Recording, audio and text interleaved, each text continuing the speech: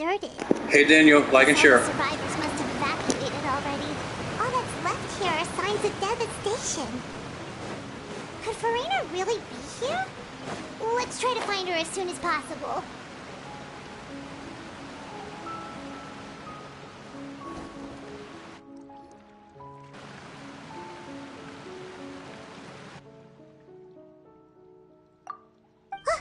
That's Farina, right over there. She really is here all on her own.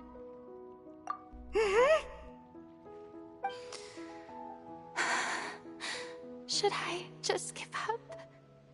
This is all meaningless. What was meant to happen did happen after all. Everyone's dead. I'm sorry. I am so sorry. Give up, Farina. There's no point in holding out. I'm sorry. But what can I even do other than to repeat meaningless apologies over and over? Who's that? Don't worry, Farina. It's just us. So it is you, blonde traveler from another land. Why, I almost thought you were someone from that mob of my ignorant subjects. Come to kneel and beg for my forgiveness. Farina, you were crying just now, weren't you? The tear stains on your face are obvious. What do you mean, tear stains? Oh, I remember. The show at the Opera House earlier this morning was so moving. I'm still trying to process it. Who did that uncivilized rabble think they were? Disturbing my enjoyment of the arts. They even dare to tout their Archon. I must teach them a lesson. I can just imagine their twisted and frustrated faces once they realize that I'm nowhere to be found. Oh, and I'm sure Nouvellette and those people from the Marche Chaussee Phantom are freaking out right next to them, too.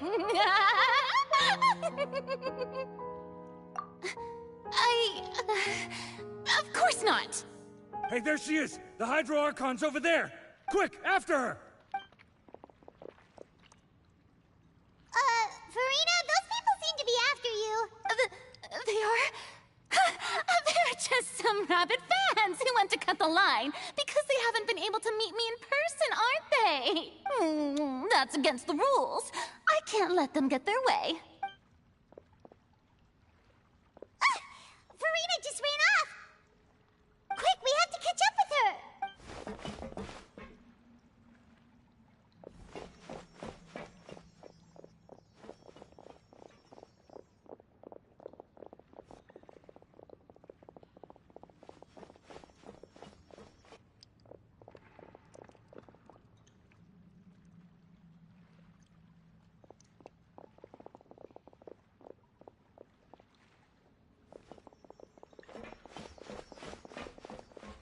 This should be the place, right? Hey, Farina! There's a good hiding spot over here. Quick, come to Paimon before the rest of them catch up to you. What? What is this place? Hurry, they're almost here. Fine, fine. I suppose haste is warranted. Lead the way.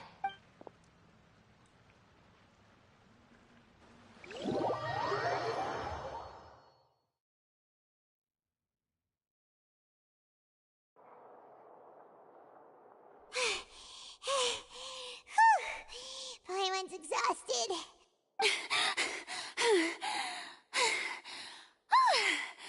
I'm so tired. I totally thought they had caught me.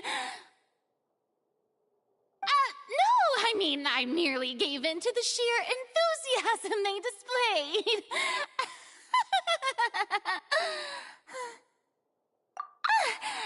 You're right. Yep, that's a good girl. What's happening? The ground's shaking. Is it an earthquake? Yeah, a quake of this kind preceded the flooding in Poisson, didn't it? It can't be. It's happening again. Well, there's no need to worry too much about that. Neverlette's made some emergency plans, so the evacuation should go a lot smoother this time. Yeah, I hope you're right. But the people of Poisson, they've already...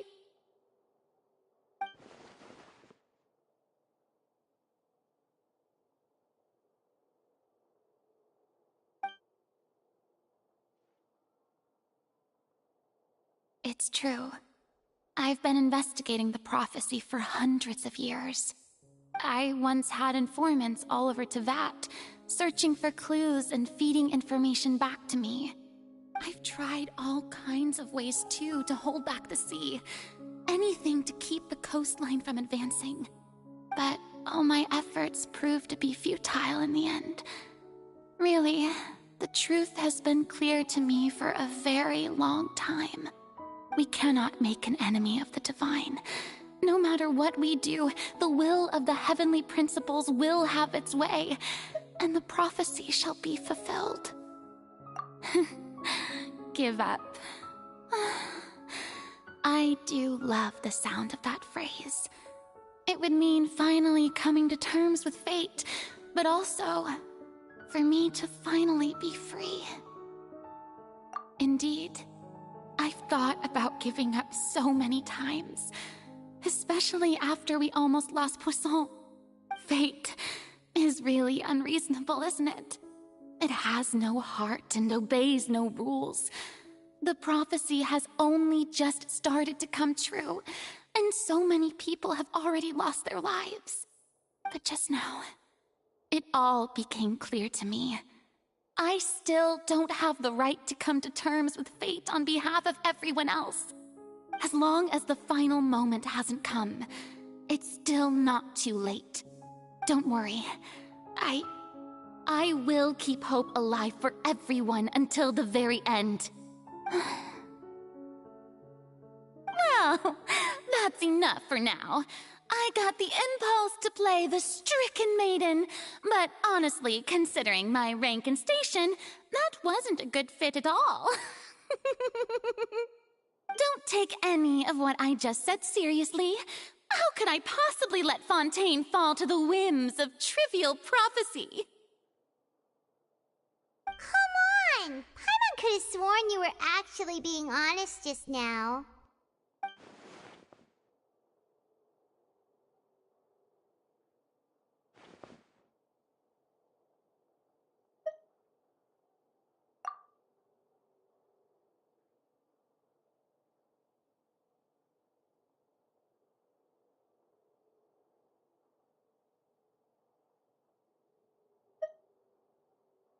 Share my burden. That's impossible. It was fated right from the start that this would be my duty alone. A witness. Yes, I've heard that you came to Teyvat from beyond the stars, yes. In other words, you never belonged here. And if Teyvat is, in its entirety, a show on a stage, then you're just a spectator, aren't you? If that's the case...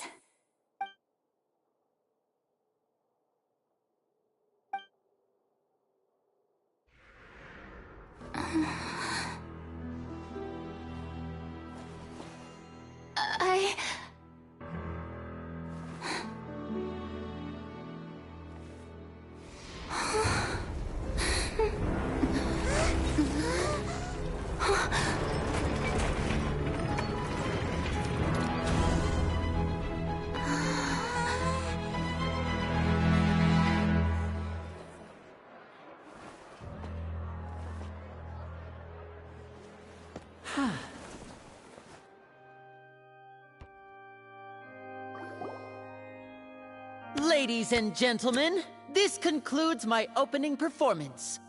Now, without further ado, we may proceed to the trial of our god.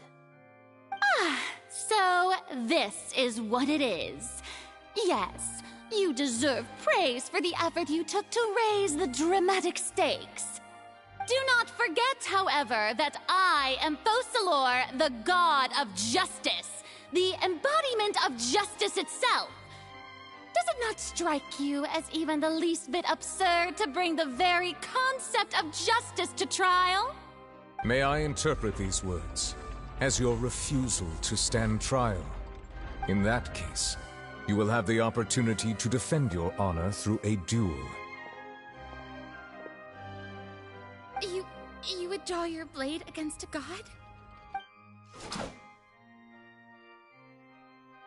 I see. It seems like you have made up your mind.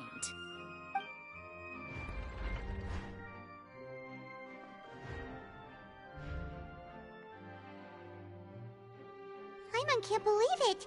She just surrendered. What the heck is going on? Did I just see an Archon surrender to a human? Wow, how utterly humiliating. Lady Farina, what is the meaning of this? It would seem that there has been a misunderstanding. To be clear, the raising of both hands is not always an indication of surrender. Looking for excuses again, huh? I raised my hands just now to indicate my acceptance of the trial. No duel shall be necessary. I will admit that I've been running away for a long time. I'm sorry, everyone. I was unable to protect the people of Poisson. It is my duty to stand trial for my crimes.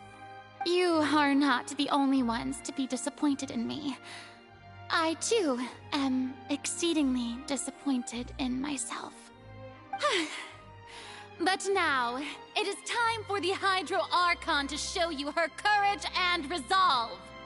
I, Farina, will use this trial to show the world the true meaning of justice! This time, I will protect you. Applaud and rejoice. One of the most outrageous and fantastical arcs known to the opera epiclese is now unfolding before your eyes. Mark my words, this shall be one of the most exhilarating and brilliant shows ever to grace the stage of Fontaine. The trial of the Hydro Archon, Focalor, will now begin! Woohoo! Oh, now we're making history! Why does it feel like Farina just took over the whole thing? Like, come on! Didn't she just get forced to stand trial for her crimes? Also, even though she's still acting super dramatic, she is taking this seriously this time, right?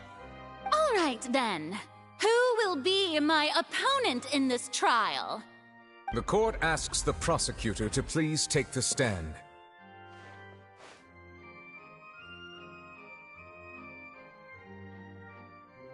Is that so? Very well. Then please speak, witness of Tivat, my accuser and fated opponent.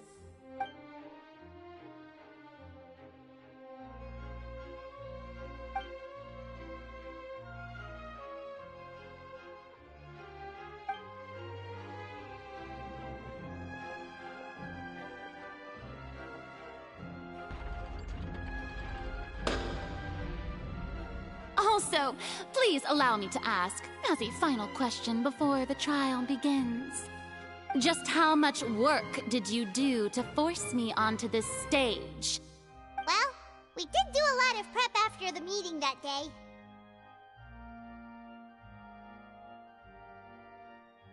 I can go over the tasks assigned to the Spina di Rosula, since they were rather straightforward and easy. Navia, the president of the Spina di Rosula. Most of the people who participated in the disturbance this morning were my subordinates. They changed into plain clothes and came to the Opera House as regular audience members, waiting for the perfect opportunity to incite insurrection against you. The people's resentment against their Archon has been building as more and more of the prophecy is fulfilled. A spark was all we needed to turn smoldering anger into a flame. Moreover, According to our understanding and analysis of you, when something like that occurred, you would likely flee the scene and head to Poisson by yourself. So, we arranged for a second group to lie in wait there. So, you mean... the ones who scoured the settlement for me were also from the Spina? And their goal was to force you to step into the giant magic box so you may personally participate in the greatest magic performance in all of Fontanian history. That's right. That house was a magic box, rather than someone's residence. As the super ultimate version of the setup that I used when I first performed at the Opera Epiclese, the volume of the box was increased by a whole order of magnitude, and the distance it traversed was the entire gap between Poisson and Aranias. Its cargo, of course, was an Archon instead of a human. My thanks, Farina. Without your help, we could never have pulled off such an extraordinary performance. You're welcome? Of course, this performance was only made possible with Father's support. The House of the Hearth spent a massive amount of labor in Mora to pull this off. We had to select a location, construct the giant magic box, dig a tunnel, and open up a path through the water. It was a lot of work for all of us. So, in other words, the earthquake that we felt within the giant magic box was just a normal tremor from the transportation of the whole house? That's right. It wasn't a sign of another disaster to come. Then, I can guess Nervilette and Cloran's parts.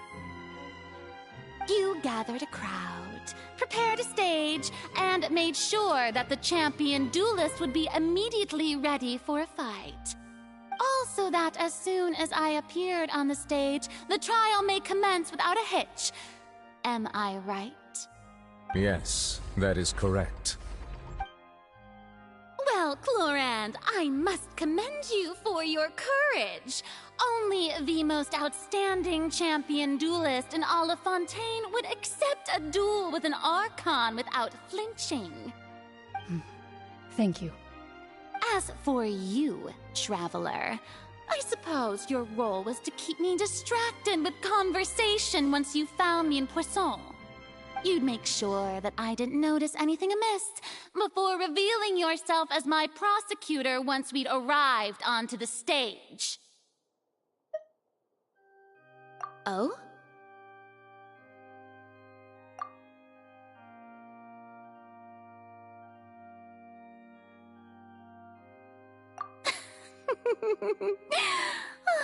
Is that so? Then I suppose I must have missed my final chance. It's fine. It matters not. What's done is done. The stage is already set, so there's no reason to disappoint the audience. Let's see this trial through to the very end.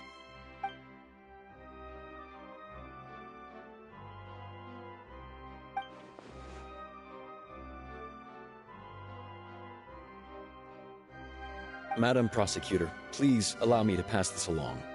This is a document that Miss Charlotte applied for and received permission to share with you during the trial. According to her, it should speed up the proceedings. Huh? Charlotte wanted to give us something? Oh, so she's here too! Hey, Charlotte! Oh, let Paimon see. Isn't this the exclusive interview that she did with us before? So she's already finished it, huh? Wait, then that means this document is a perfect timeline of everything that's happened ever since we stepped foot in Fontaine! So in other words, we can refer to this anthology of evidence every time we want to use something from our journey as evidence for an argument! Let's quickly confirm the information in it. Just think of it as a refresher, alright? You defeated the Hydro Archon in the very first duel you took part in at the Opera House. That's one for the history books, all right. I didn't think that you'd wind up getting to the bottom of the case I'd been following all this time. I guess you could also see this as a happy coincidence. This is the first time Monsieur Nervilette had a difference of opinion with the Oratrice. Even the Hydro Archon can't figure it out. A Fatui Harbinger. She's an extraordinary person. Her instinct must mean something. The fortress of Meripede was almost destroyed in a single day. That I didn't witness that scene personally will always be a source of professional regret, I think. According to Monsieur Neuvillette, the words of someone as extraordinary as a witch can probably only be truly understood when something surreal happens to you.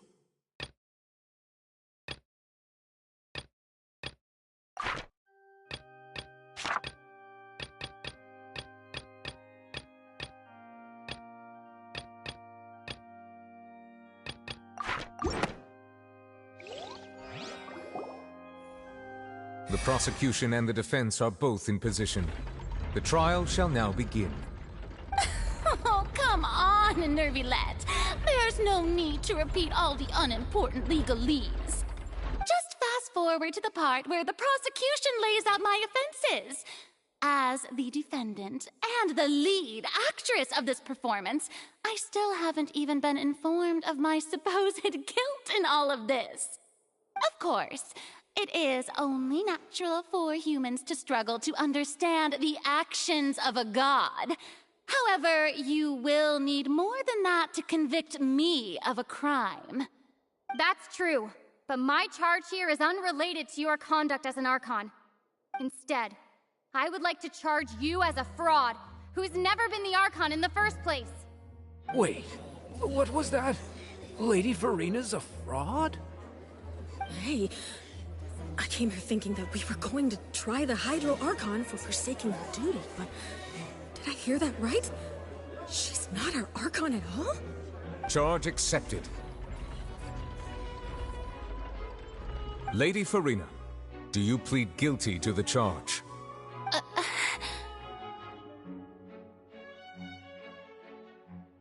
Lady Farina. I plead not guilty. How can I be guilty? There is no way that I, Focalor, otherwise known as Farina de Fontaine, a member of the Seven and the Regina of all waters, kindreds, peoples, and laws of Fontaine, could be anything other than your true Archon. Yeah, even though Lady Farina can be rather eccentric, isn't it going too far to doubt her very identity? Yeah, I've never questioned her identity either. Sure, Lady Farina can be super irresponsible, but what grounds does that prosecutor have to make such a huge claim? I have cause to believe that common sense will prevail in this case. Many of the members of the audience have known me as the Hydro Archon ever since they were born. There would be no fooling their memory. See? Even the Oratrice has decided to show me its favor. Are you sure you want to commit to a charge that will never be upheld? If you wish to drop the case, I can promise you as the God of Justice that you will not have to face trial for making a false accusation. We will treat everything that's happened as a dramatic spectacle and move on with our lives. An argument with near impossible odds, huh? We have to not only refute Farina's claims, but also overturn the long-held beliefs of the people. Well, I tried to give you the chance to surrender. If you must persist, then let me ask. If you believe I'm not the Archon, then what manner of being do you think I am?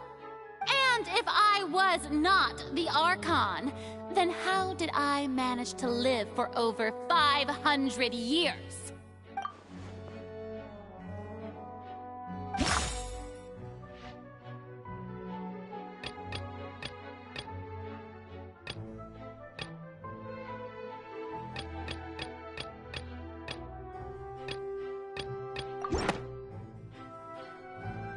First of all, you may be a member of another long-lived race, which would allow you to naturally possess an extended lifespan. And second of all, even if that wasn't the case, there could be other ways to extend your life. Who gave you that idea? Was it the knave? you'd sink so low as to use a harbinger's words against me. A curse? I once thought it possible that the aura of an Archon might naturally resemble a type of curse. But in light of this claim, perhaps what I sensed was not your divinity, but a curse after all. You sensed it too, huh, Neverlet?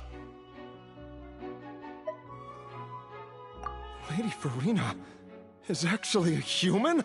Well, it is true that it's extremely difficult to tell humans and gods apart just by looking at them. It's not impossible.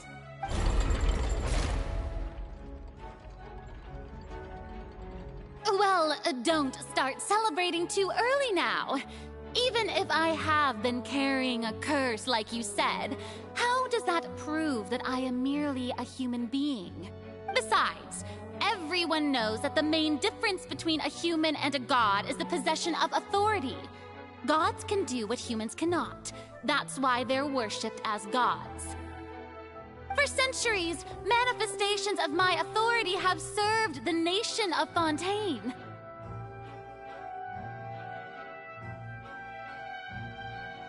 One need only to turn their eyes towards the Oratrice Mécanique d'Analyse Cardinal in this very opera house, or consider the indemnitium that is used in every aspect of life.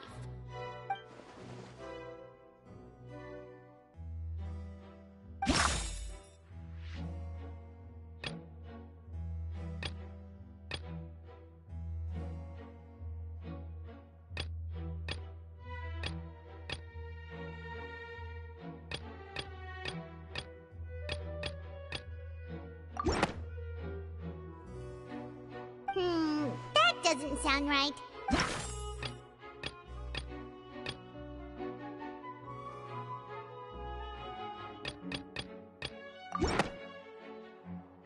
You tried to reference the Oratrice.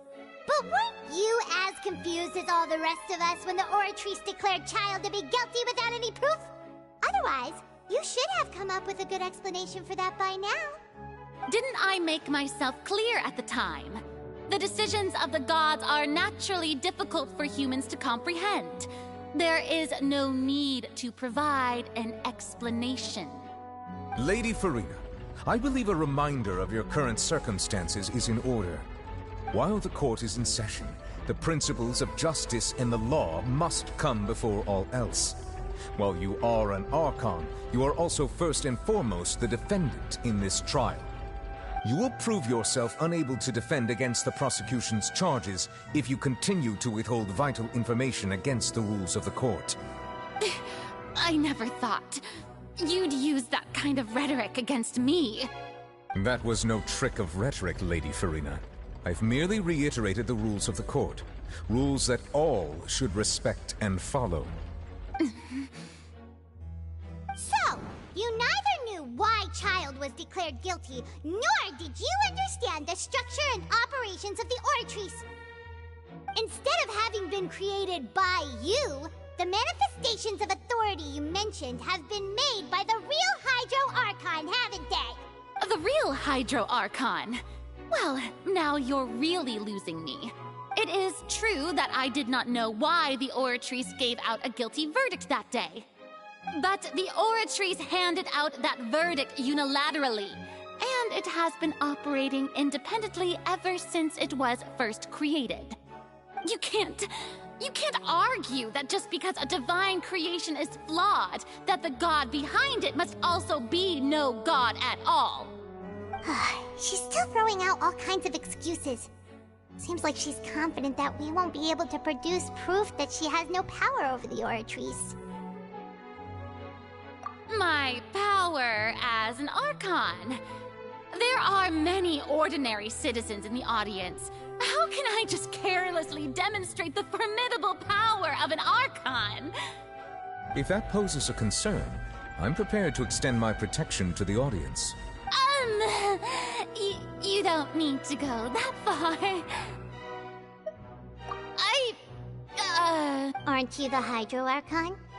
Or is it that you can't even wield the power of Hydro, much less the authority of a god?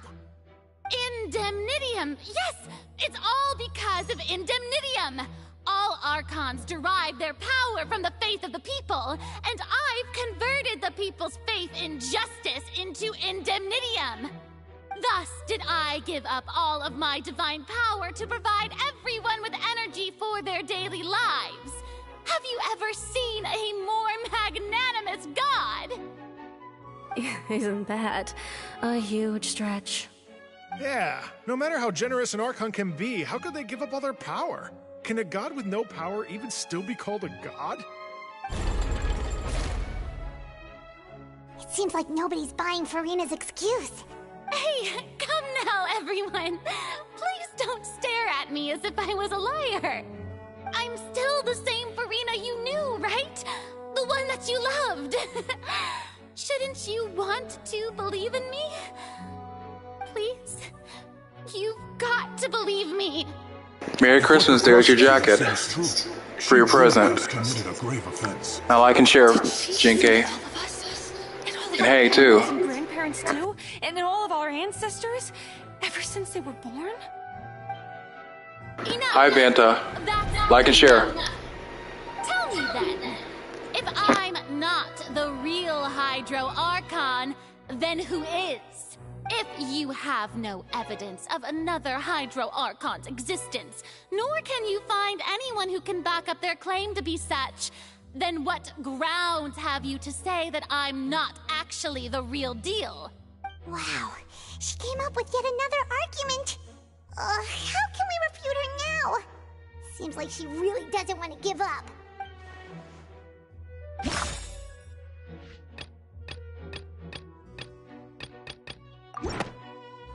I'm gonna guess.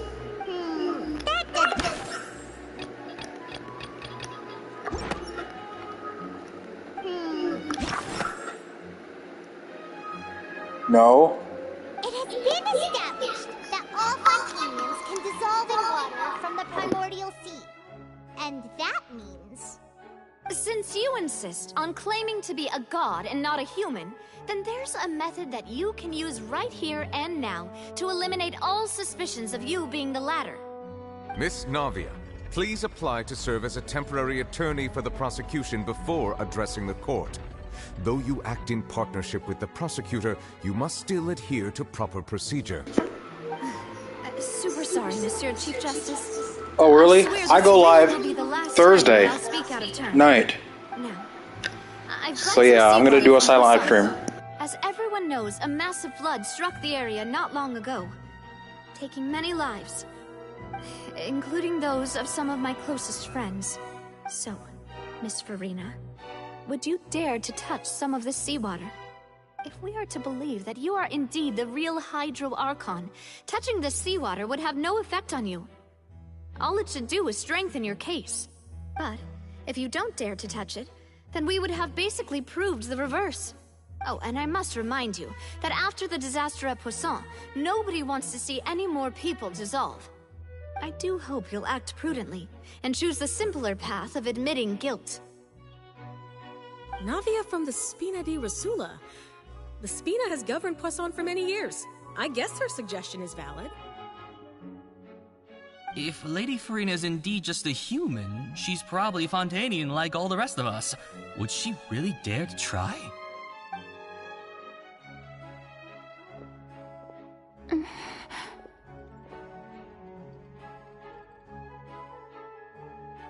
Lady Farina, this test has been unilaterally proposed by the prosecution. As it falls outside the realm of standard court proceedings, you possess the right to decline participation. Well, of course he had to tell her that. But refusing to participate is basically the same as a confession of guilt. She's just... And Nerval it is handsome. Saying a single word. It really does seem like she's quite terrified of it. That could only mean... What's going on? Is she really planning to... That's... Due to the inherent risk of the test, Lady Farina, you may... Hey!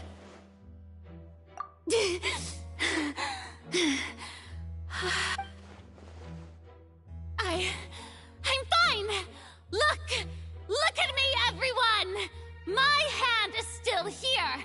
I haven't been dissolved! Will you believe me now? I really am your Archon! I'm nothing like a normal human who would fall apart as soon as they touch this water! Really? Was this not the most obvious thing in the world? Miss Siegewin? If you're present, Miss Siegewin, please come forward and attend to the defendant. Siegewin? Don't be nervous. It'll just take a few seconds. Let me see. That should be enough. Please announce the results of your evaluation to the court, Miss Siegewin. As everyone doubtlessly saw, Miss Farina was displaying symptoms of hyperventilation and flushed skin.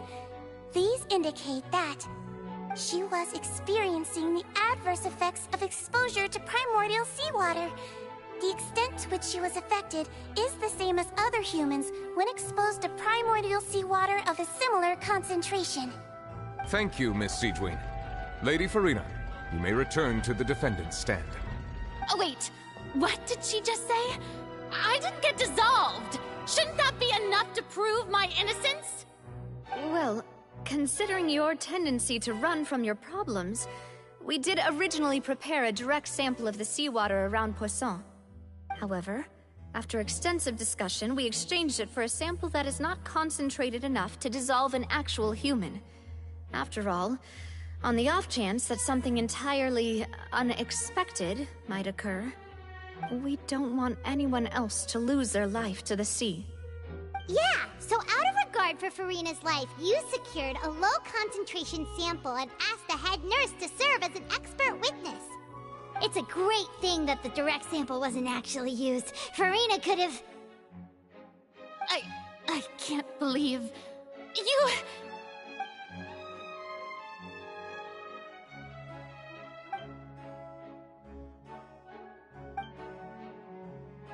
Listen to me, everyone! Please don't give me such cold and disdainful looks! What happened just now didn't prove a single thing! Think about it! How can you conclusively prove that an Archon can't also be affected by the primordial seawater? Also, if I was really just a human, why would I dare to just put my hand in that kind of water? Thank you. Thank you, Go. Please, everyone, anyone, just listen to me. I swear, I really am your Archon.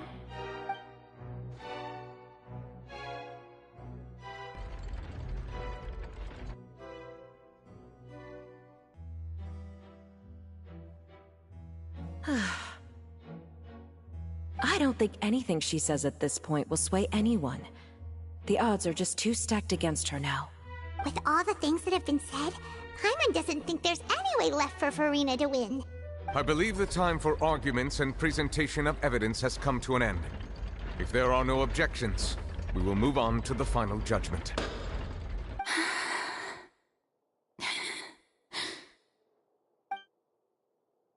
I don't think anything she says at this point will sway anyone. She's too stacked against her now.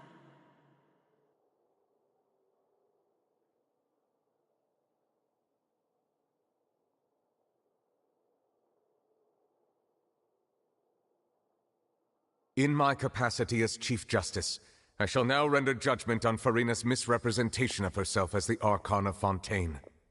As a human who knowingly deceived her fellow citizens, Farina is... guilty.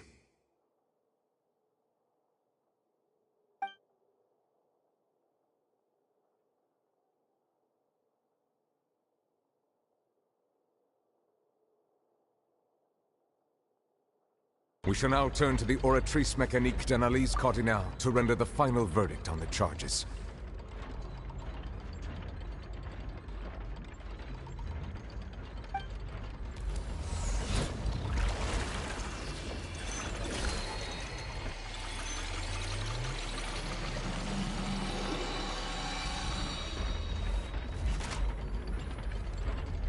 According to the judgment of the Oratrice Mécanique d'Analyse Cardinale, Farina is... Well, what's wrong? What's the Oratrice's verdict? No. The Oratrice also displays a guilty verdict. Isn't that correct then? However, the exact wording of the verdict is thus. The Hydro Archon, guilty to be punished via the death sentence. The death sentence? Death penalty. That's actually one of the available sentences? I've always thought that it was just a myth. The one and only time the death sentence has been handed out at the court, and it's been given to the very person we've worshipped as the god of justice? What an unexpected twist. Farina's been sentenced to death by the Oratrice? We just wanted to use the trial to show her the seriousness of things so she'd tell us the truth. How did things escalate this quickly? This outcome is indeed quite strange.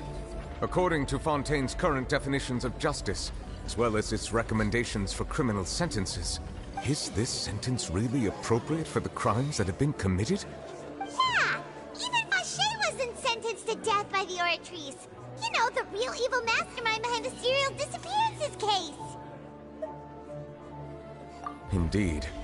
Not only is Farina's sentence overly excessive, the very point of our trial today was also to prove that Farina has never been the Hydro Archon in the first place. But now, the Oratrice seems to have deliberately invoked the title of the Hydro Archon. What does this mean?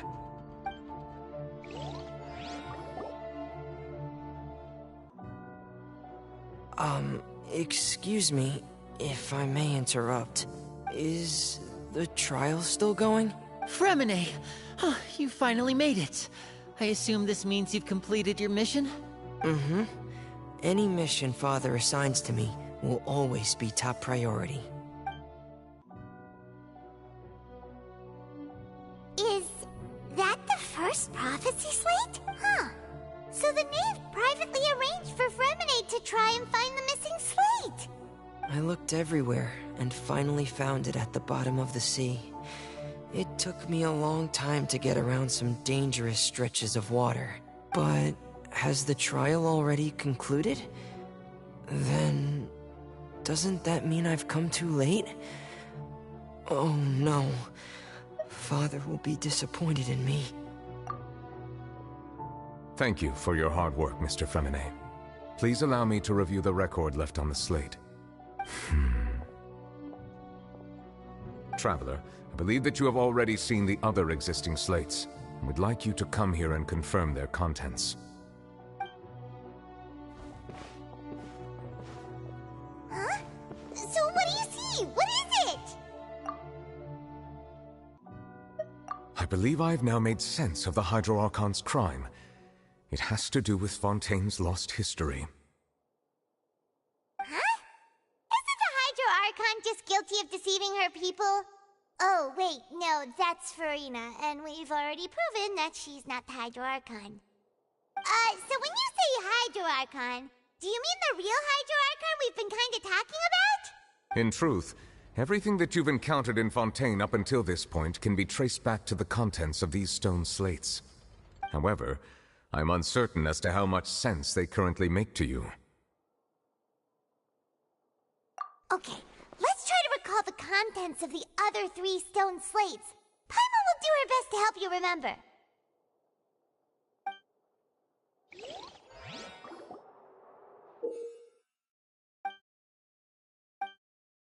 Oh no, not this. The first stone slate describes what you just said. It seems to show the previous Hydro Archon using her divine power, and then the Oceanids turn into humans. Does that mean that Fontanians are transformed Oceanids? Oh, Paimon wasn't expecting that. But if Oceanids can turn into humans, then perhaps this process can be reversed as well. The second stone slate shows Celestia floating in the sky, and the Hydro Archon and her people worshipping it together. But the heavens still brought judgment down upon them. This must be the point when the Hydro Archon and the Fontanians were branded with their original sin. Does this mean that the original sin and the Hydro Archon sin are the same thing? The third slate shows the Hydro Archon sinking into the sea, surrounded by many people. That reminds Paimon, didn't we also watch that happen to someone else? Well, the fourth slate is the prophecy the Fontanians have been talking about.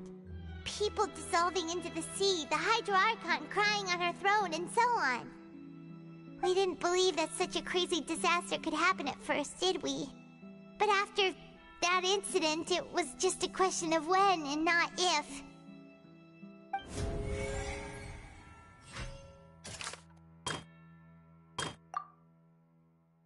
That doesn't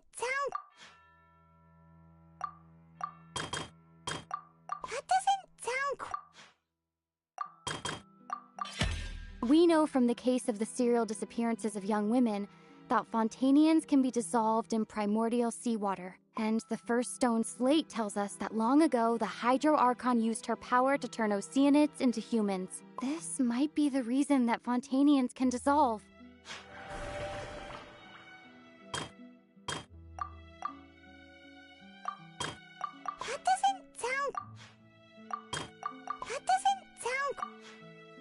I pressed this button. It didn't work.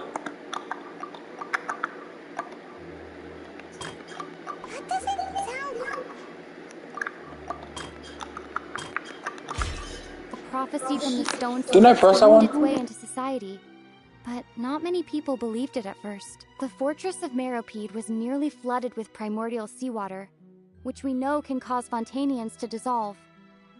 It seems increasingly likely that the prophecy may come true if we... It's not as simple as falling into the sea. When Navia fell into the sea, her consciousness was subjected to judgment. The stone slates show the people gathered around the Hydro Archon in the sea. Could that be alluding to the same thing?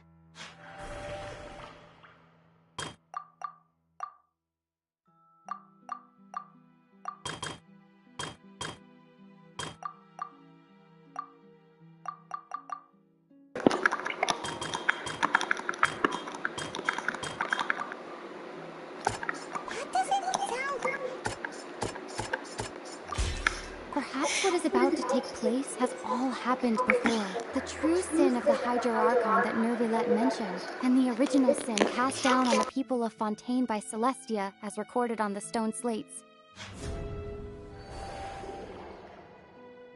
They'll dissolve into the primordial sea, but won't cease to exist. Their essence will flow in the seawater, converge, and take the form of an Oceanid. The Hydro Archon was sentenced to death in court, shocking everyone present. Perhaps this means that her sin was actually Fontaine's original sin. Navia fell into the water inside those ruins, and she nearly dissolved. She was surrounded by the people of Poisson in a court within her consciousness, and was forced to take part in a trial meant to make her stay. The eruption of the primordial sea at the fortress of Meropide was the surest sign that the prophecy was about to come to pass no matter what.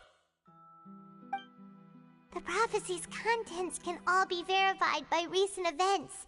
If we combine what we know together, loads of truths should come to light.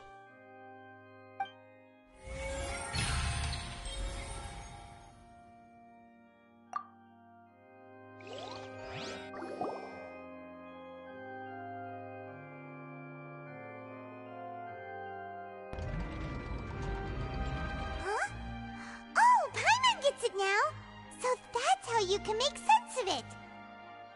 But then it feels like we're going to have to share some truly shocking revelations. Let's hear them. Incredible. Linny, did you hear that? We're not real humans. All Fontanians were originally created by the late previous Hydro Archon, with Oceanids as their basis. The evidence for that can be found in how only Fontanians could dissolve in primordial seawater, and how all the girls Vacher dissolved were also turned into Oceanids. Oh, and according to Navia, when she was about to get dissolved, she also saw everyone gathered around...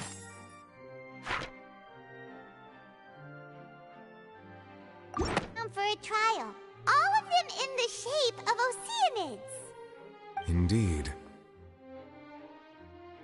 Yeah, and it follows from the content of the first slate that she probably angered Celestia by creating humans without prior permission.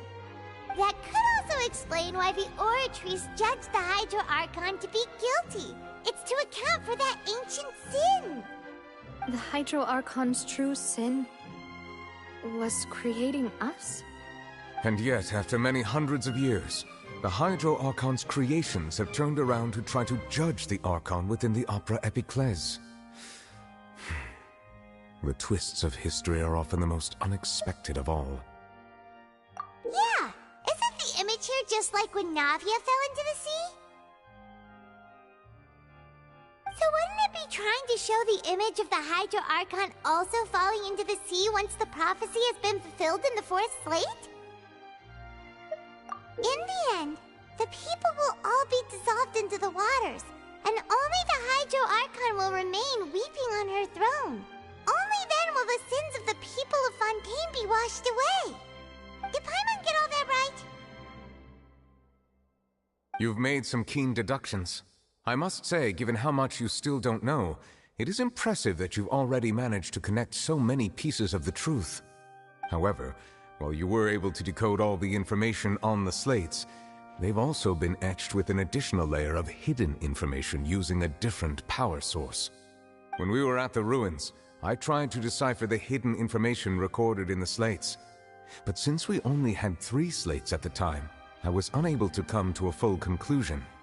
Now that the slate collection is complete, I shall make another attempt to decipher the narrative recorded within. If everything goes well, we should finally be informed of the unadulterated truth.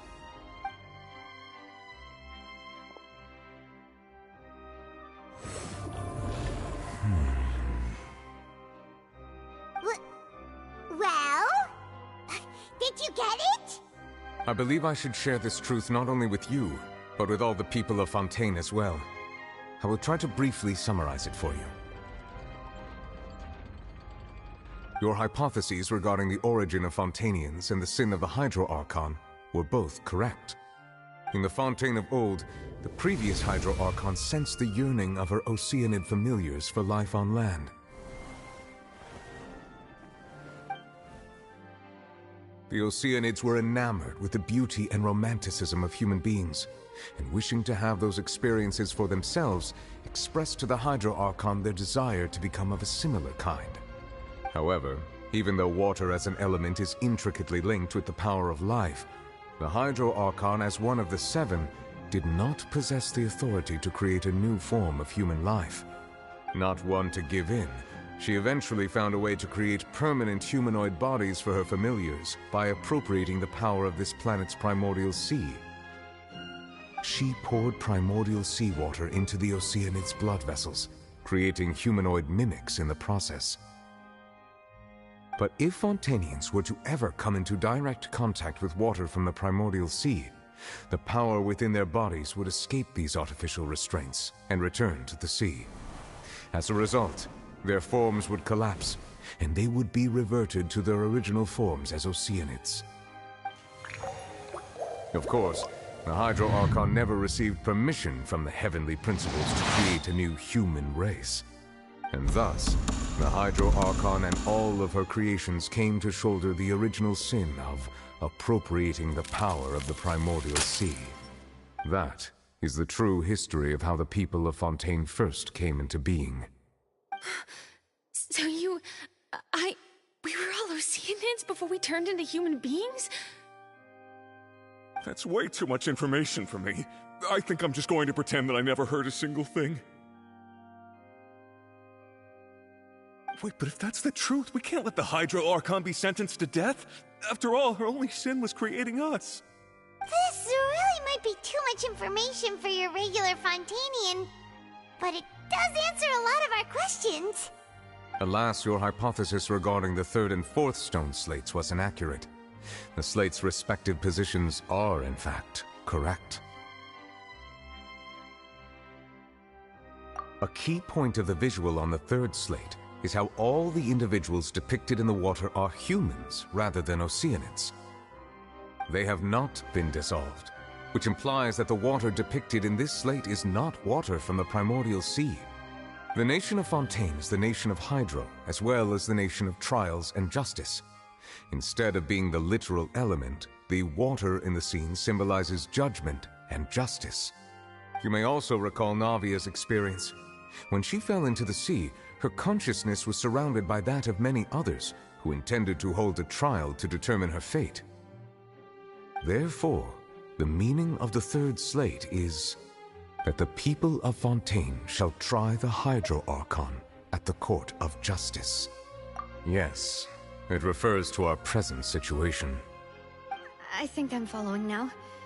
So, what you're saying is, even though we decided to put on this trial to avoid fulfilling the prophecy, in truth, everything we've done has happened exactly as the prophecy foretold.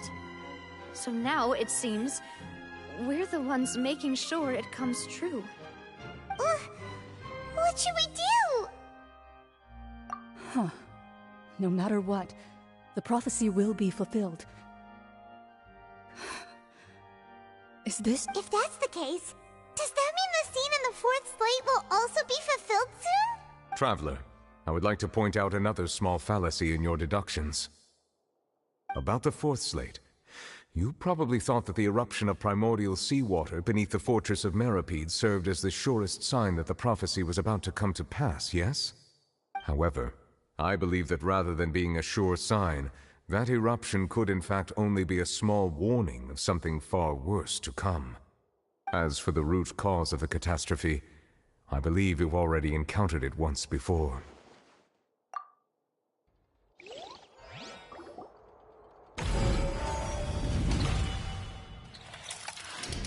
This eruption was just a small warning of the things to come. We must find the root cause of the disaster.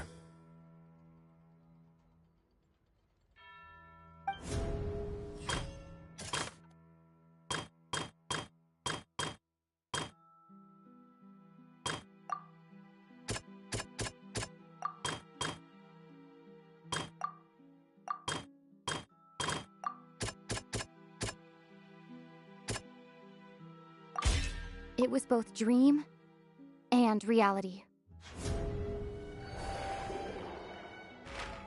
If we're talking about a true culprit, that could only be that thing inside the primordial sea, right? The truth, the original sin, the trial, and the root cause of the disaster.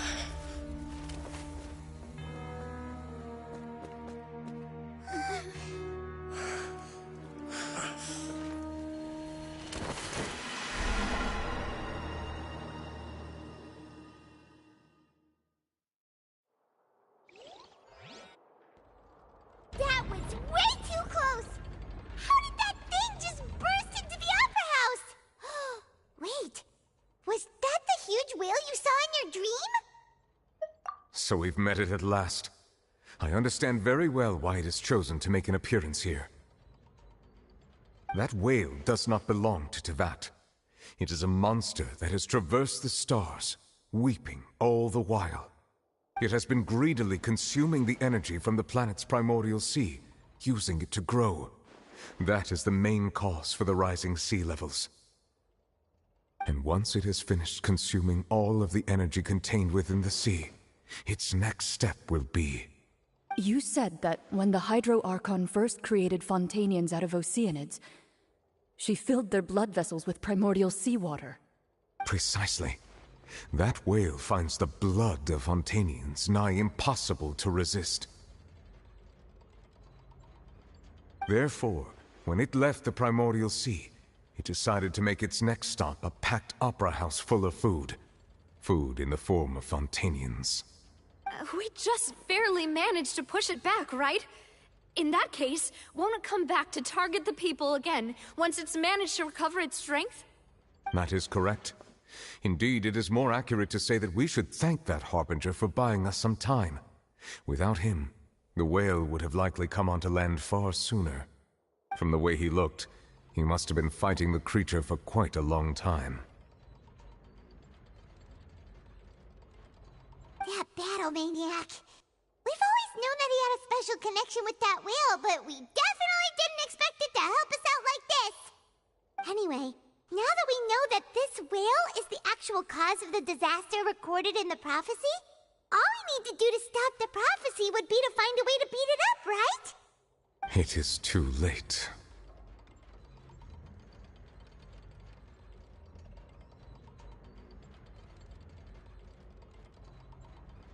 It had already absorbed too much of the primordial sea's energy before we could notice it. At this point, it has become practically integrated with the sea itself. Even if the entirety of Teyvat were to be destroyed, it could still survive and swim off towards some other world. That's not something I will accept. We've already done everything we can, and we even found the true culprit. We've come so far. You can't just tell me that the last hurdle is some impossible foe. That's just not fair. Indeed. That's not how a grand performance should end. I'll fight it to the end. No matter what. So the prophecy will be fulfilled no matter what, huh?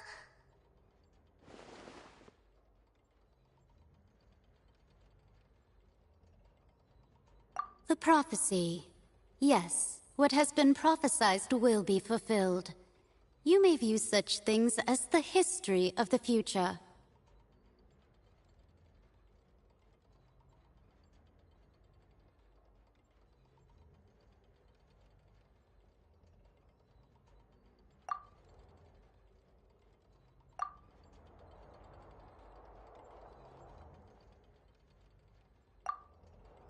Just as prophecies are usually only the future as seen from the perspectives of the gods, could things be happening in hidden corners where the gods' gaze does not fall? Hey, Robbie. Did you share too? Ultimately, fate shall serve as your only guide, no matter what will happen in Teyvat's future. All you need to do is to play your part.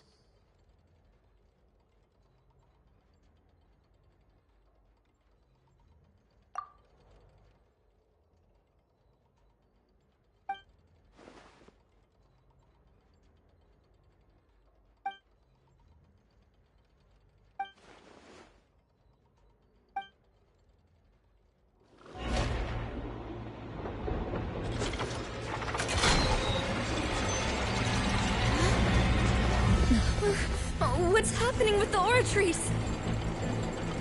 I believe it is preparing to carry out the death sentence.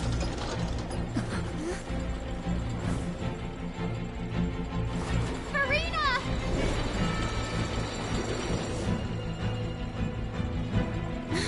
No, I still need answers.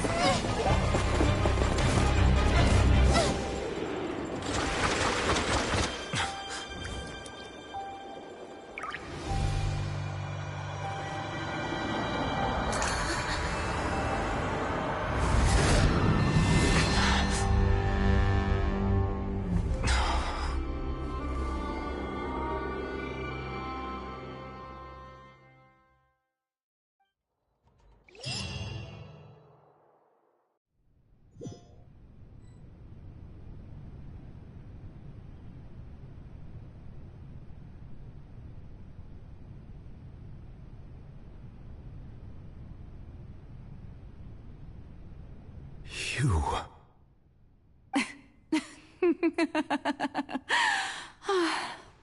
Sorry. That shocked expression on your face is just too amusing.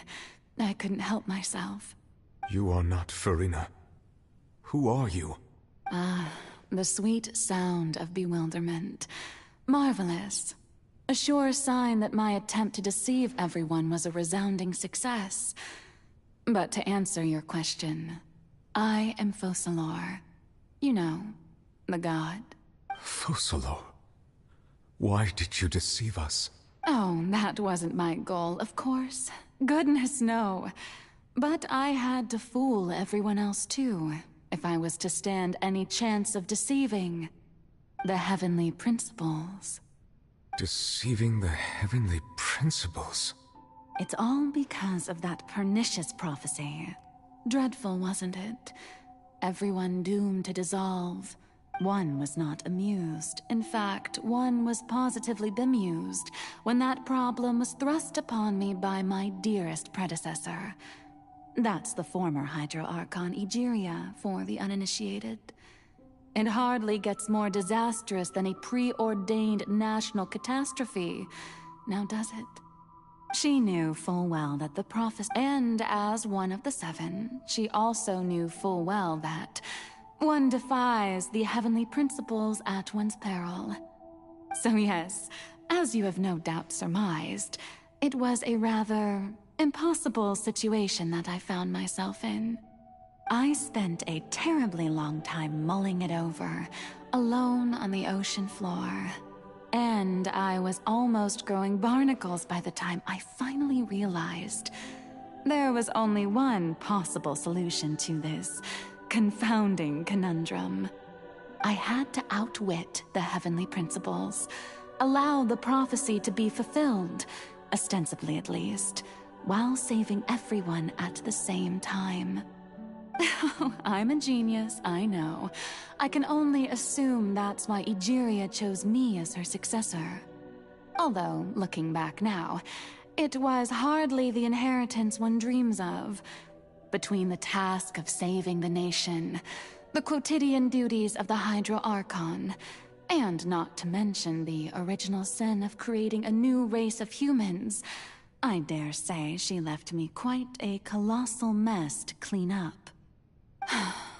But one can only play the hand one is dealt. I did not choose this, any more than I chose to be one of her Oceanid familiars. So you were also once one of the Oceanids, transformed into a human by Egeria's hand? Yes, I was. I always dreamed of becoming human. And I still do, even now. In my eyes, to be human is to be part of the greatest opera ever known. After becoming a god, I separated my divinity from my body and spirit, leaving behind only a self that was as naive and bewildered as my past self on her first day as a human being. The me you see before you now is that divinity. And the human counterpart I left behind, I named Farina.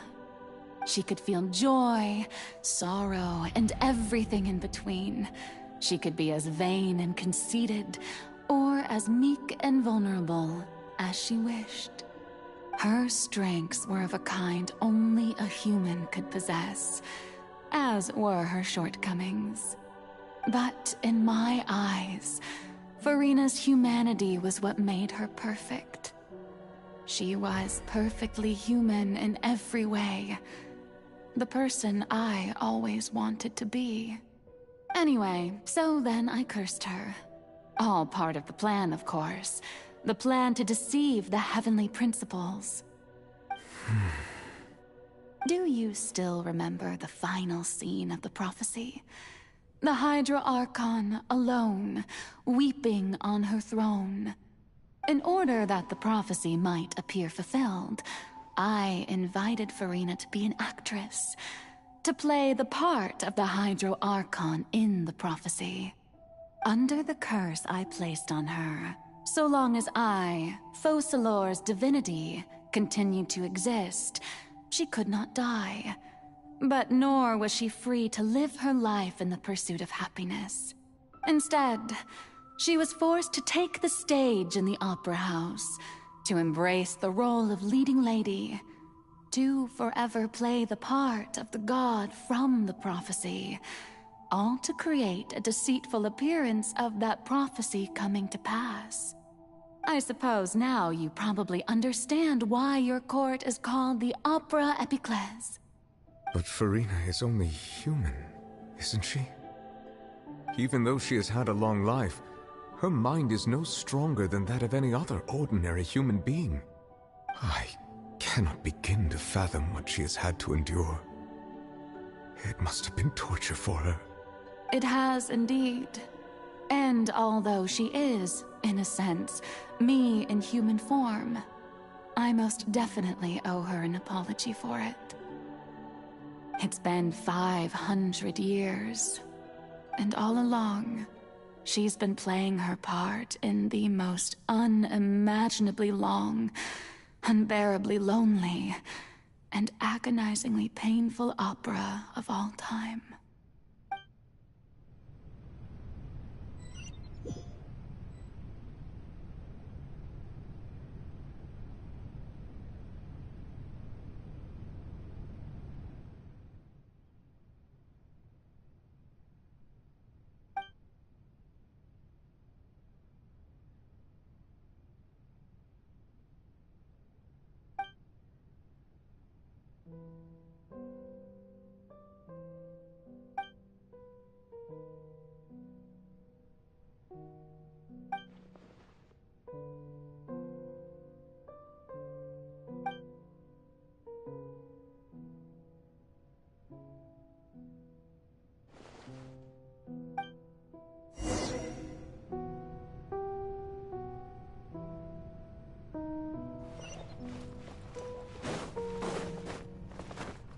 Let's move out.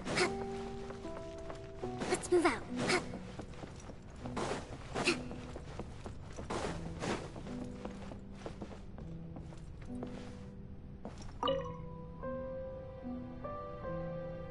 Oh? Who permitted you to come onto the stage? Now, I understand your admiration for my august self, but I must ask you to keep to the rules. All right. It is not my intent to reprimand you. There is no need to state your name. Just be off with you. Do not distract me from my performance. Oh, do not jest. Can you not feel it? I am Focalor. The eyes of countless Fontanians are upon me. I must, at all times, display the utmost elegance and nobility.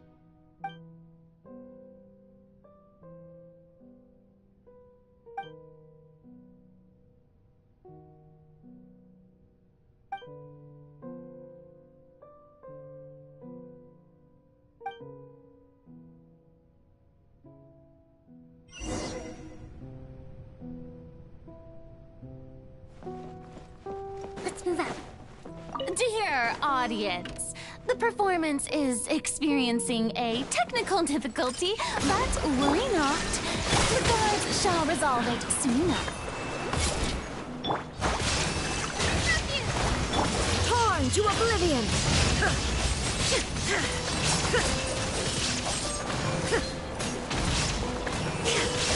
Think you can get away?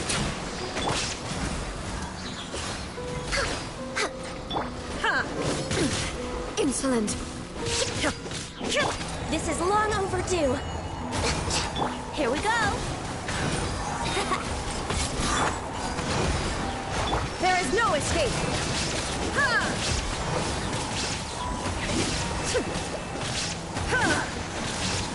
Access denied.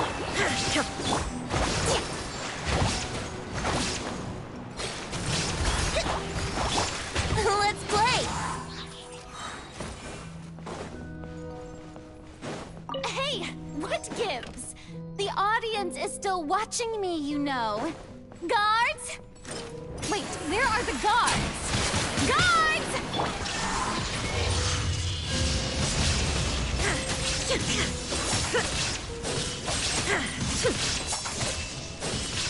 All hail!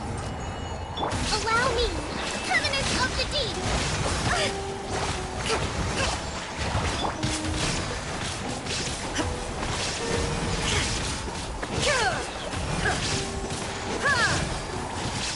Brace yourselves! Think you can get away? Hold the line! There is no escape! Born of ice and frost.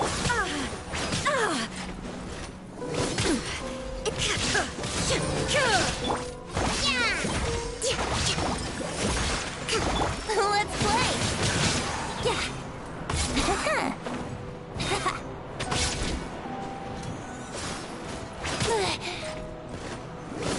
I can fix this! Let's shine down!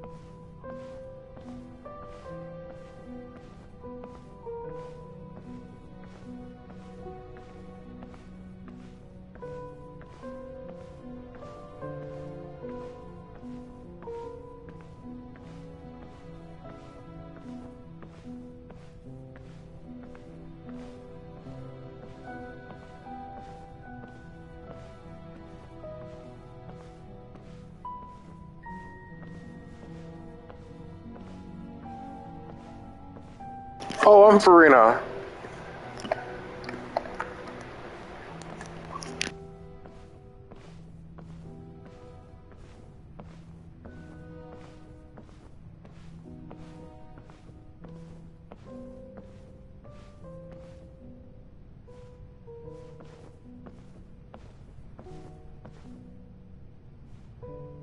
Farina. Farina. Huh? Who's that? Who's calling me? Where are you? Be not nervous. Be not afraid. I am before you. Wait a moment. You're... Mirror me? How can this be?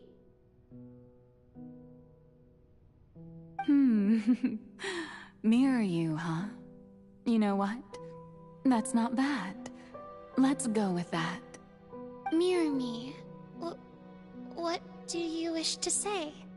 The prophecy. Have you heard of it? What prophecy? Wait. I know. I think. I don't know why, but it's in my head somehow. The people will all be dissolved into the waters, and only the Hydro Archon will remain, weeping on her throne. Only then will the sins of the people of Fontaine be washed away. Oh, very good. You know it well. What's going on? I can't seem to remember anything clearly. The only thing I know for sure is this prophecy. Will it really come to pass? Yes, it will. And that is why I've come to you. Disaster will come to Fontaine sooner or later. Things will develop just as the prophecy declared. There is no escaping it. But doesn't that mean everyone will die? I'm a Fontanian just like them. Will I dissolve too? Oh, don't worry. Magical meetings exist in this world precisely to give people a chance to turn things around. It is the reason why you met me today. I will tell you how to save everyone, but you may have to suffer somewhat. Oh, so there's still hope after all. Goodness, you frightened me. You spoke so much and with so much certainty. As for the suffering, well, I will admit that the first thing that came to mind was, why do I have to be the one to suffer? But if the prophecy will come true, I'll also die anyway, right? So if I've already met you as my magical meeting in this world, if there were scales, with all the people of Fontaine on one side and my pain on the other, is it not obvious where the scales should tilt? You truly are the perfect human, my ideal. I suppose this would also be the justice that belongs to you. Huh? Don't worry, it's nothing. Listen well. Fontaine has just lost its Hydro Archon. I need you to play a role, that of the new Archon. Play as a god? That's right. You must begin a never-ending masquerade. You must never let anyone suspect your identity. If you can keep it up, then I shall have my way of defying this prophecy. But should your identity be revealed, then all hope will be lost. But how will I do this? A human assuming the role of a god without being exposed? Don't worry. What you must do is not to turn yourself into a real god. You simply need to play the role of a god as humans imagine them to be. Being a human yourself, I'm sure you already know what such an entity would be like. Remember, your true challenge will not be pursuing divinity, but contending against humanity. I'm still not sure I understand, but I'll try. I'll try to do this. So, how long am I going to have to play this role? To accomplish this mission, you will have to stay on the stage for many, many years. You will endure and not grow old until your task ends. But I promise you, all will eventually end in a magnificent and dramatic trial, and everyone will be saved. A trial, huh? How exciting. I'll be looking forward to it.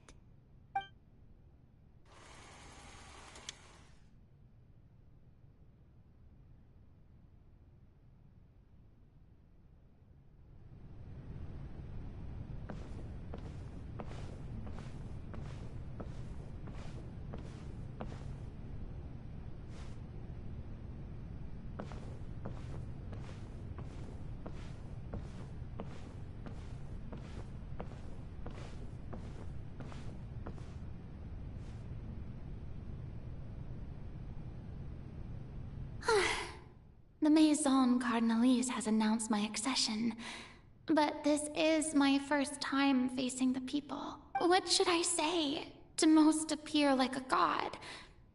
To be honest, ladies and gentlemen, good evening, and welcome to the Opera Epiclese. I'm sure you've all heard about how I have taken on the role of Hydro Archon. Indeed, I am Farina de Fontaine, your new Archon. In truth, I know little about becoming a nation's new god, but it will be my honor to guide you all. As the god Focalor, the god of justice, I shall do all within my power to lead you into an age of fairness and justice.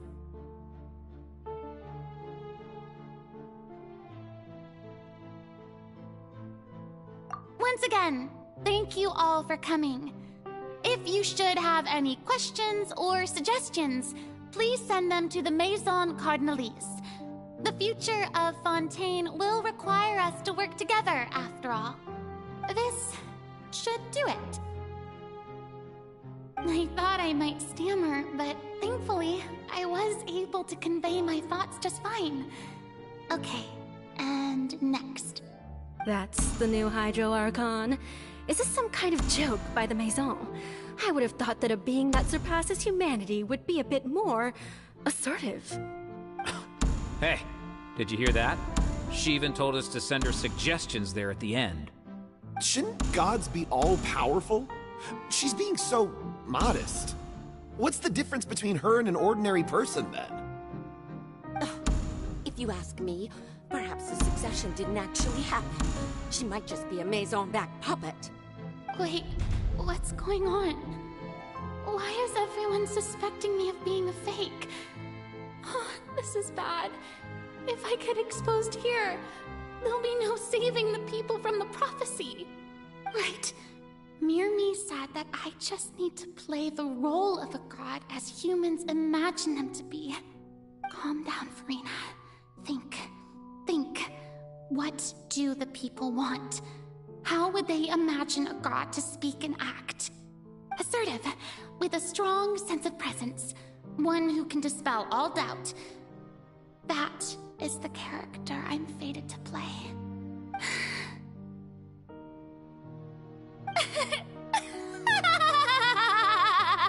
Oh, very good, my people. Only ones such as you are deserving of my rule. Now, I was wondering, if some weak puppet were to one day come onto the stage and claim ownership of this opera house, would the children of Fontaine follow them? You may consider my— Now then! Skip. So that was just a performance. How could I have forgotten that we were inside an opera house?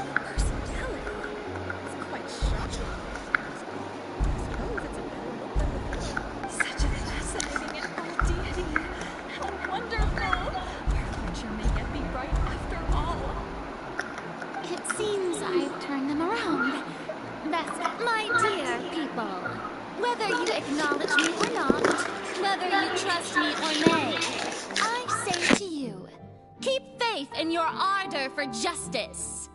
We have heard it said that this nation's sins can no longer be washed away. Well, I say that justice is most fragrant when it blooms amid sin.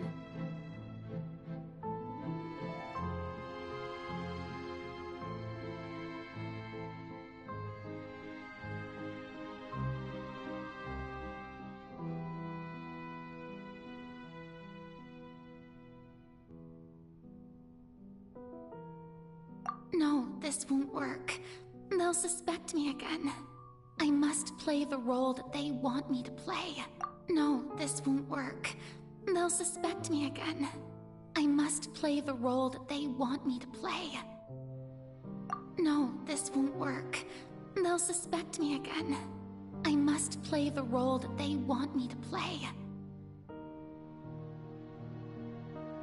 No, this won't work. They'll suspect me again. I must play the role that they want me to play.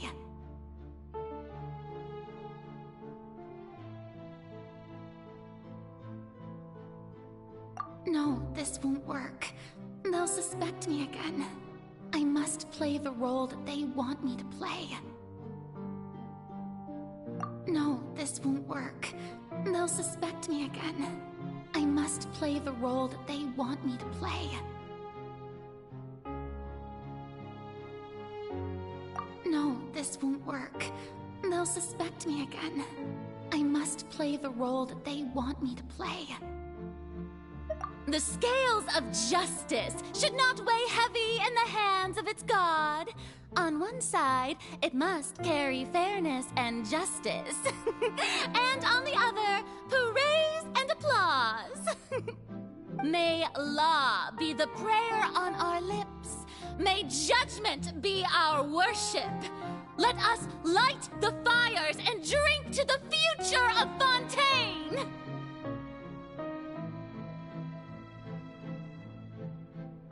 No, this won't work. They'll suspect me again. I must play the role that they want me to play.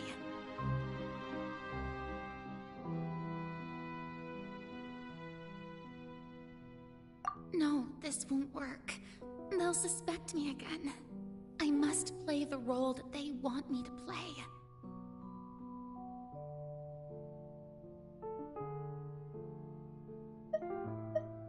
No, this won't work. They'll suspect me again. I must play the role that they want me to play.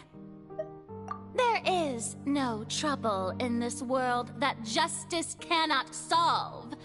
All that is needed is for you, my people, to believe in it, heart and soul. So long as I, the Archon Focalor, stand within the Opera Epiclese, so long as I stand before the Oratrice, I shall even judge the gods of this world!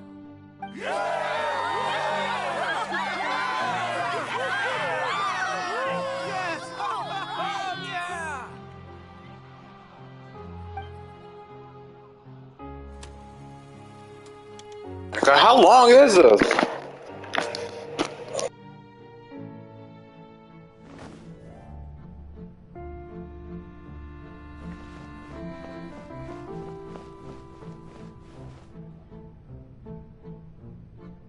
Lady Farina, here are today's case reports, as well as a summary of the follow-up for your perusal.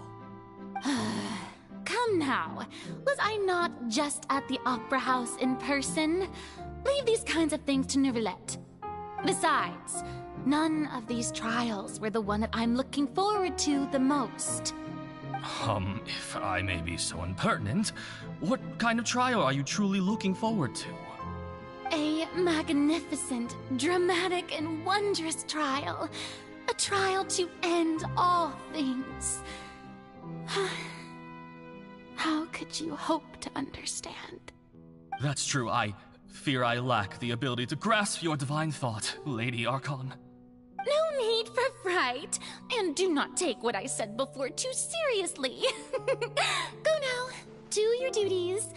The trial I await. It will come one day.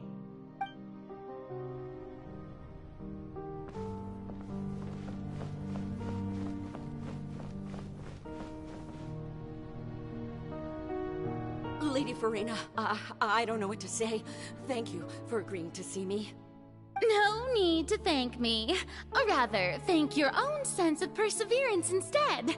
Long have you stood in line to meet me, have you not? Oh, I'm afraid that's just an inevitable consequence of my divine charm. All right. Deoteria, is it? How is your son's illness? You remembered me, and you knew of my family, too. He is doing much better now. In fact, he is far more of an ardent believer than I. He was the one who forced me to seek an audience with you, and to bring your words back to him.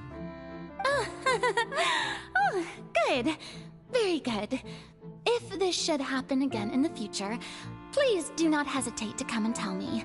Going down to citizens' homes every so often, while not usual practice, should serve as a fine change of pace. Oh, you're such a gentle and wise god. Thank you.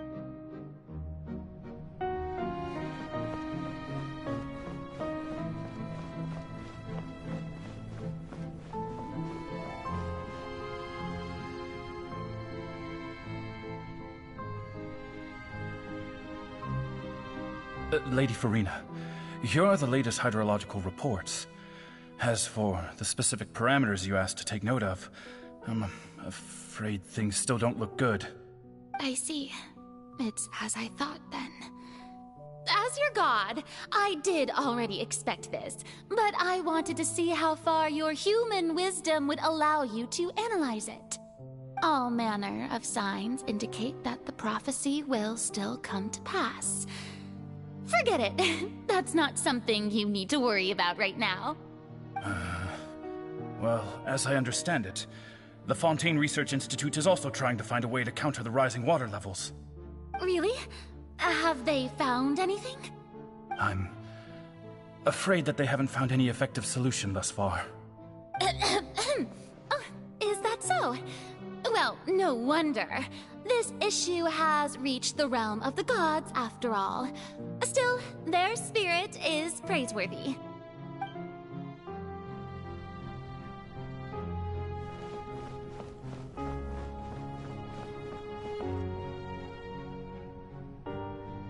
The day is finally over. I haven't had a moment to breathe this whole time. But it's good to see that everything's getting on track. There are no longer any voices of suspicion. Maybe this is fine. I just need to keep going, and everyone will be saved. Alright, Farina, don't think too hard about this. You need rest. Tomorrow's a new day.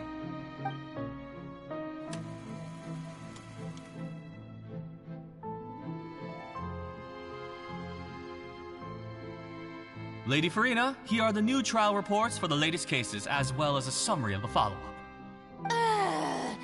There'll be no need for that. I've seen them already. There's no need to go back over scenes I've witnessed in person before. Lady Farina, I've... Indeed, my... Lady Farina, we're detecting significant hydrological anomalies near Poisson. Understood. Keep monitoring. Keep me informed should anything come up at the Institute.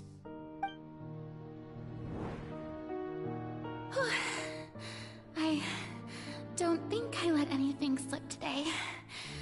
I must show the people that there is nothing to worry about. I just don't know when these days will end. I feel utterly exhausted. Best to rest early today, too.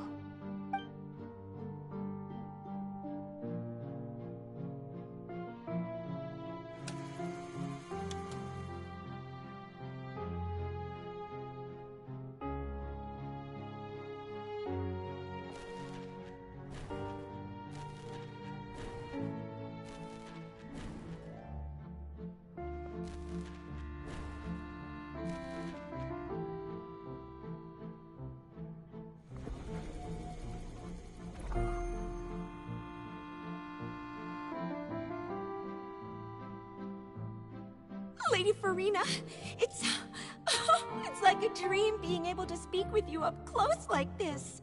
I've heard that the first member of our family who was honored to receive an audience with you was Madame Dioteria, almost 20 generations ago.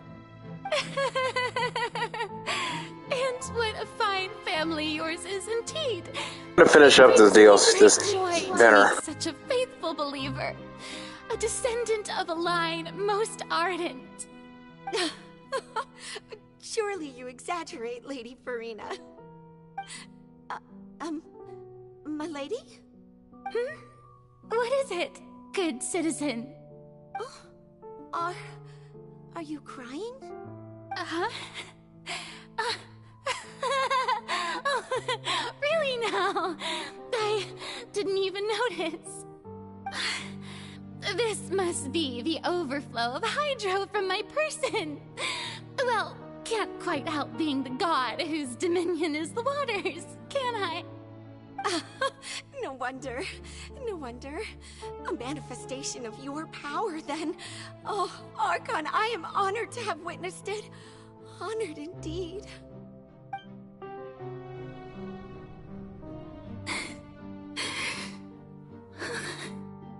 So interminable. So lonely. Just how much longer? Hundreds of years must have passed by now. Perhaps the show must go on for hundreds more. I never imagined that it would hurt so much. Have I reached my limit? No. Perhaps I reached it long ago.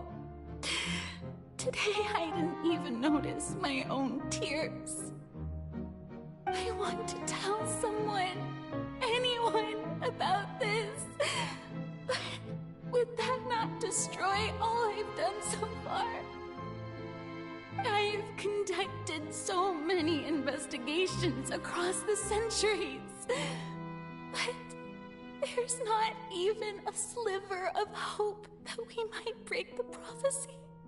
All I can do is keep heart. I must maintain this act. It is the only way to save Fontaine. Please, mirror me. You have to succeed.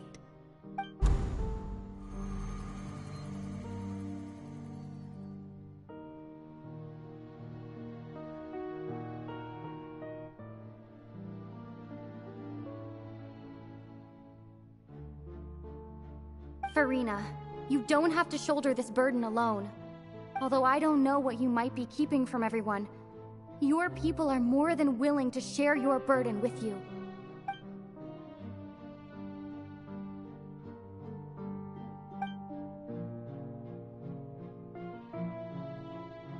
Share my burden. That's impossible. It was fated right from the start that this would be my duty alone. But even if your burden doesn't need to be shared, you can still choose to confide in someone. Just share it with me. I'm what you'd call a witness. A witness? Yes, I've heard that you came to Tevat from beyond the stars, yes. In other words, you never belonged here. And if Tevat is, in its entirety, a show on a stage, then you're just a spectator, aren't you? If that's the case... She's right. I could confide in her, couldn't I? But if things don't play out as expected, the people of Fontaine will be the ones to pay the price. No, Farina. You shouldn't be selfish. But what if it's really alright? Farina, you've worked so hard for so long. Surely it would be okay to put yourself first for once. Just this once. Is it such an outrageous thing to do anyway? To find someone in whom you can confide your frustrations and sorrows? Surely it could not hurt. If you let this opportunity slip through your fingers, it might never come by again. Think about it long and hard.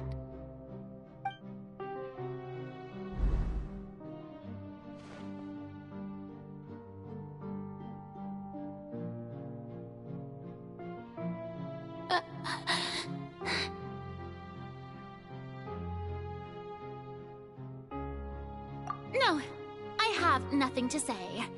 I am Farina, the all you need to do, dear.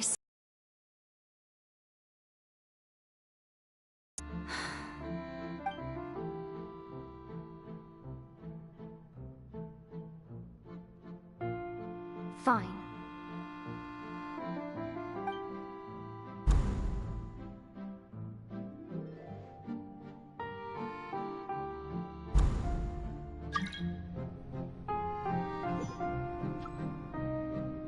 So even Farina doesn't know the truth?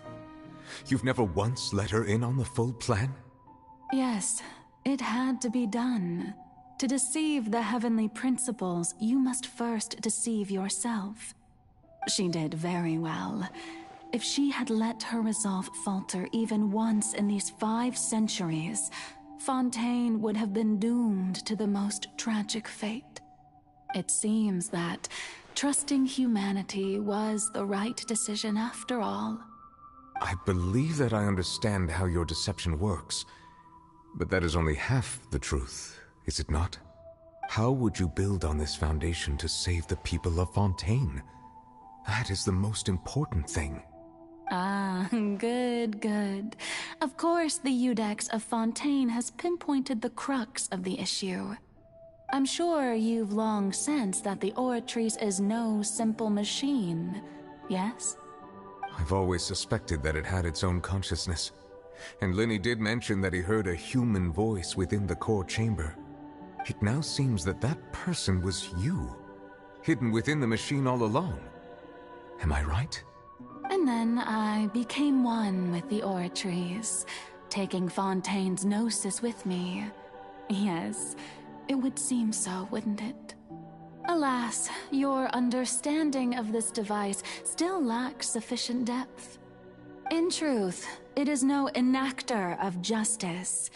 It is, in fact, a device created to kill the god of justice.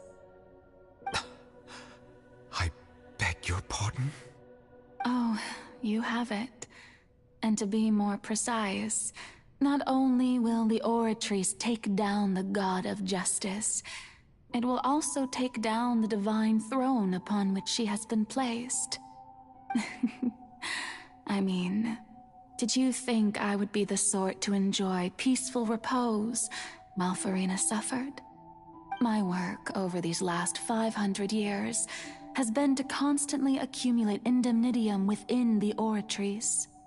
But really, some have already discovered that only a small fraction of the energy generated by the device was ever used to provide power to Fontaine. The vast majority had to be, accumulated to enact this death sentence. It was all part of your plan, then? Both the trial and the sentence? Indeed. This power, accrued over 5 centuries, could have sustained Fontainians for millennia had it only been used for that purpose. Almost all of it has now been stored within the Oratrice. But only power of this magnitude could hope to destroy the Hydro Archon's divine throne, shaking the rules established by Celestia and breaking through the institution that is the Seven. So the Oratrice's call for death was for neither Farina nor Focalor, but for the Hydro Archon. The destruction of that divine throne. If I do not misunderstand your intent, you must be... returning what's rightfully yours to you, of course. In other words, this was all done to return the authority of the Hydro Archon to the Hydro Dragon of this planet. But...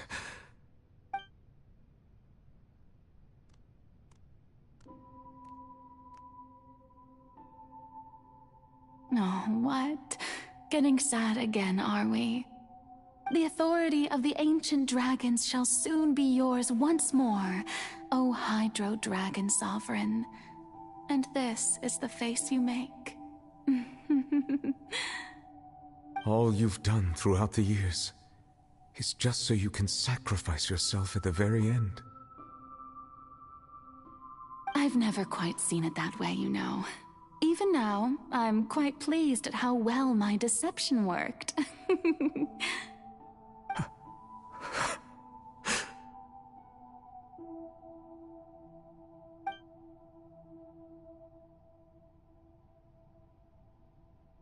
Hydro Dragon, don't cry.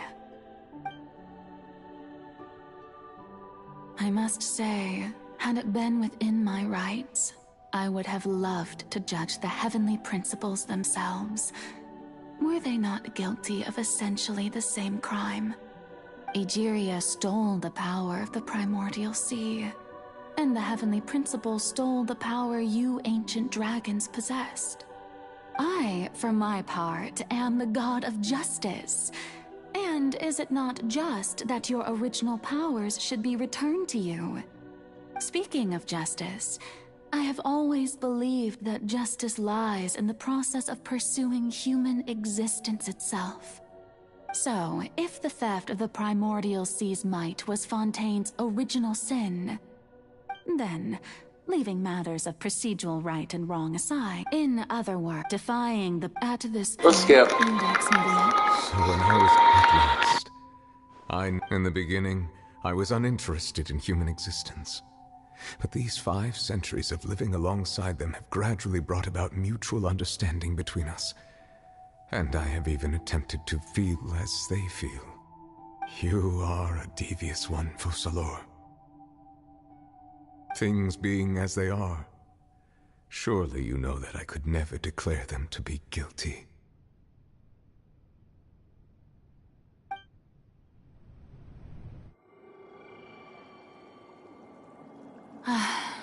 The hour of my execution is almost here. For the sinner, the curtain call has come.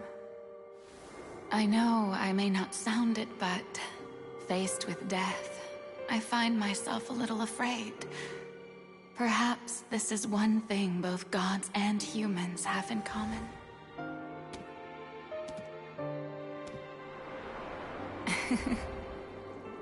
Farewell, Nervalette.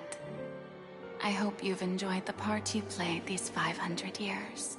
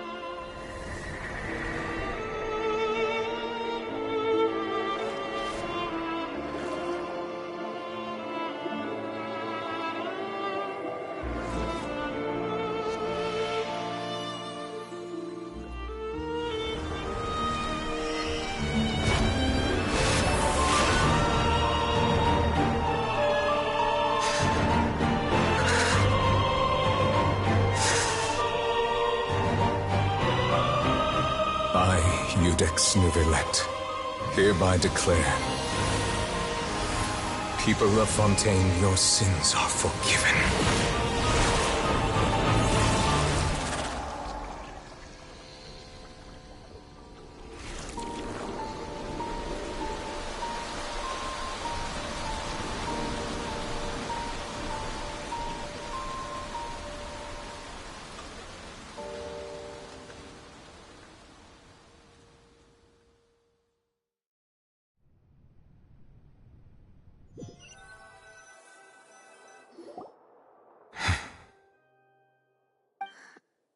What just happened?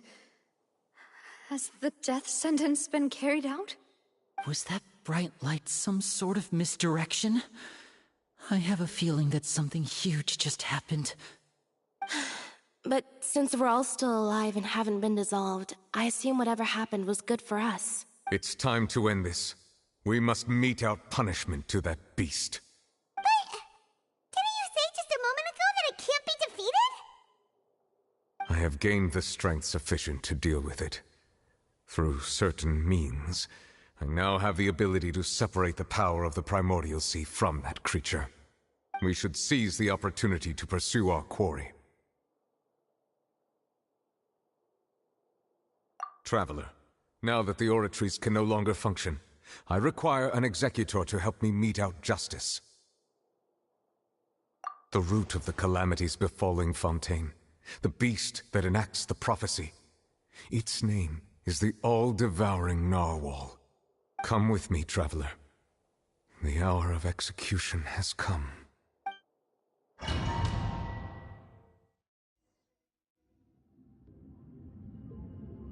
Oh god, it's a boss.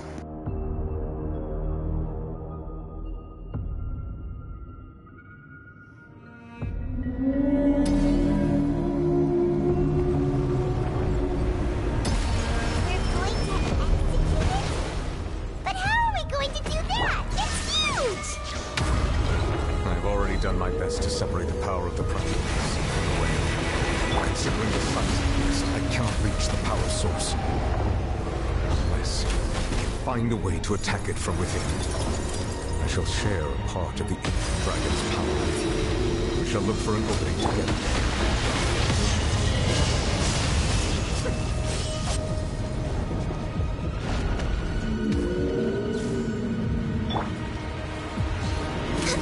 Next up. I can feel its sorrow turning into hostility. Shine down!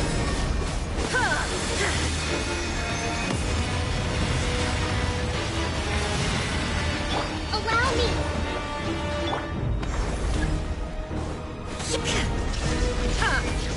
Access denied. The all-devouring narwhal cannot resist its instinct to devour.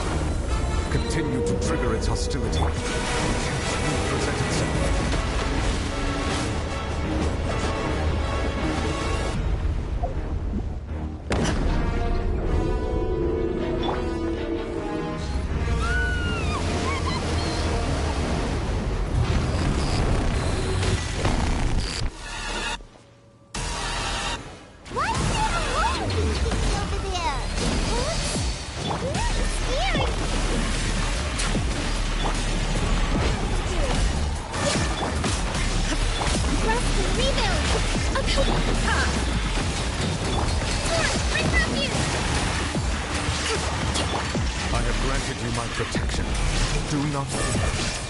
Seize the moment and use my power to suppress its roots from within.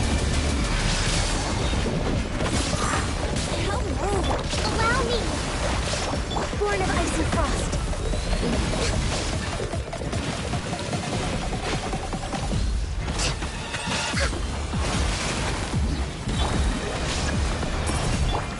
For Rex Lapis!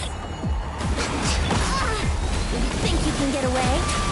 Manifest the authority of the ancient dragons. Witness the might of the primordial sea.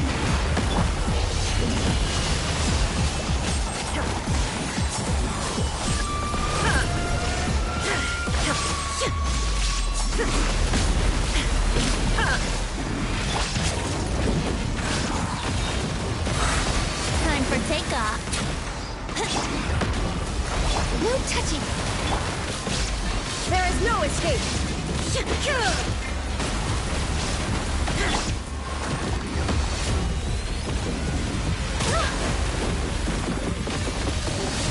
Next on the agenda.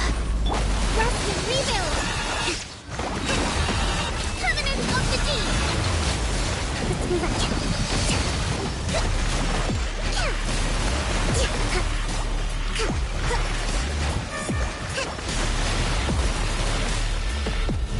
Let's move on. Blaze over!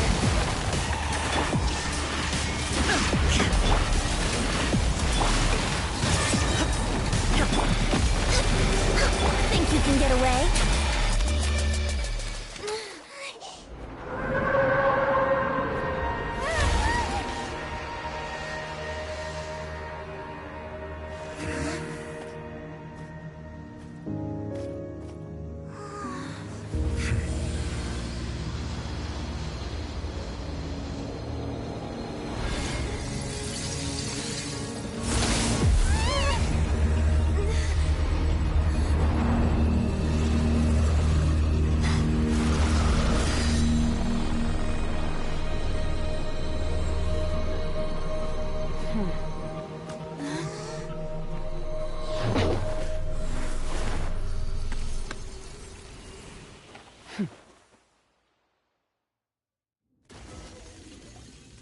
thanks for helping with the Oh, it was just supposed to be a short private training session for me. I didn't think that my disciple and my master's pet would start brawling in the meantime. Well, actually, I had a feeling that it would happen at some point, but they bumped into one another earlier than I thought. What a blunder. That power. Who are you exactly? Paimon has an idea. From what she said earlier, she must be Child's master. Skirk, right? It's just that he gave us the impression that she was the less talkative person. I simply did not have anything to say to the weak. But you, on the other hand, managed to defeat the all-devouring narwhal without using power from beyond this world. So you may speak to me as equals. I have to agree. It's a strange use of a planet's primordial waters just to raise an all-devouring narwhal. That kind of power is wasted on it. It's not cooperative, it eats too much, and I have more important things to do with my time than pet sitting. The only thing that creature has going for it is its looks. All in all, it fails as a pet. Miss Skirk? I think you might have missed the point. The point being? Well, being that this pet almost destroyed an entire nation. So what sort of person is your master? Well, Child's master's master. Wait, is that right? Oh, right. So you don't know him. Sorry, I assumed you did. His name is Sertologi. Huh? I am unfamiliar with that name. Huh. So Master is insufficiently famous. How should I describe him then? Have you... The Foul? Still nothing? Well, how about the Visionary? Vetterfalnir then? Or Gold Rhine-daughter? Ooh, that one we've heard! Rhine-daughter's part of the Hexen Circle. She's Albedo's mom, right? Oh, so you do know that name. To be honest, I also heard all of those names and titles from my master. But I suppose you understand now, yes? My master is likely a similar sort to Rhine-daughter. They are both pursuing some form of perfection. Wait! Didn't you also mention a visionary person? Paimon didn't quite catch their name. Actually, never mind that. I believe it expedient to inform you that the all-devouring narwhal used up nearly all its strength fighting you. Such roiling hydro energies will prove difficult for the planet's deep seas to digest. As such, the Fontaine back on the surface has most likely been thrown into chaos. In other words, the prophecy that you've been fretting over should now be in full swing. What?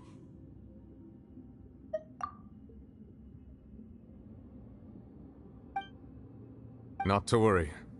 Focalor has already managed to deceive the heavenly principles. In the end, the people will all be dissolved into the waters, and only Farina will remain, weeping on her throne.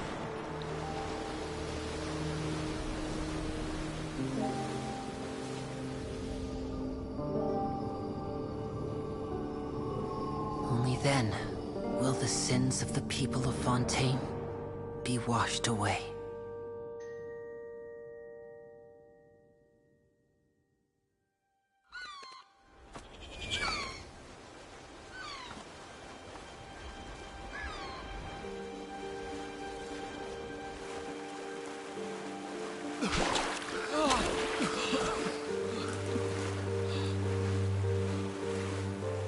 Hey! Help! Over here!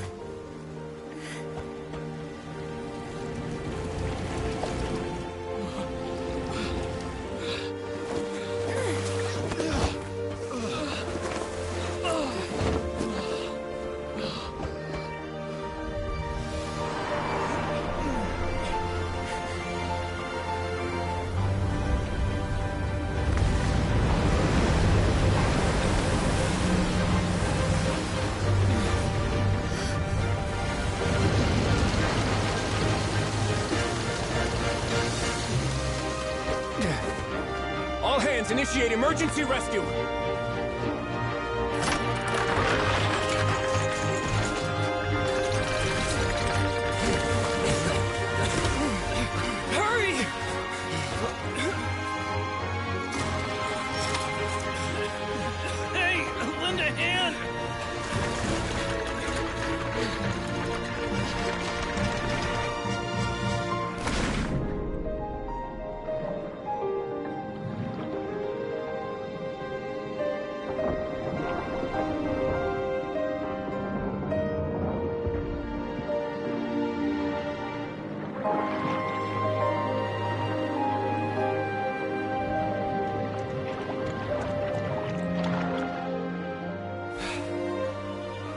Look!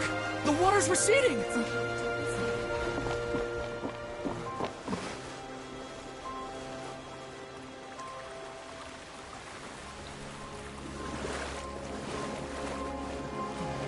It's a miracle! Water's receding. We didn't dissolve. The prophecy was wrong! The prophecy was wrong!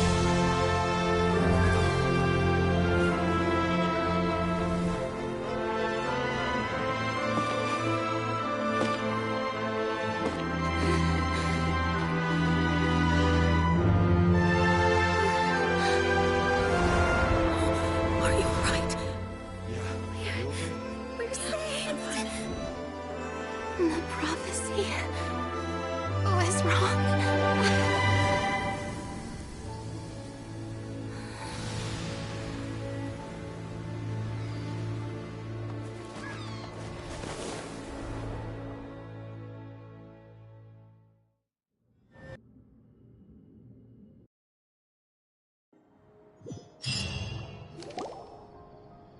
The soil renewed. The Spina di Rosula talks post-disaster rebuilding. I recently visited Poisson to meet with Miss Navia, spokesperson of the Spina di Rosula. Old soil can still give birth to new bloom, Miss Navia stated. Hope is like seeing a small cookie when you're starving late at night. You just Skyship Winglet, Booner Brain of the Fontaine Research Institute. The various disputes that have arisen on account of Mr. Edwin have suddenly become a shield over the Institute, with Jurier turning out to be a once-overlooked hidden gem.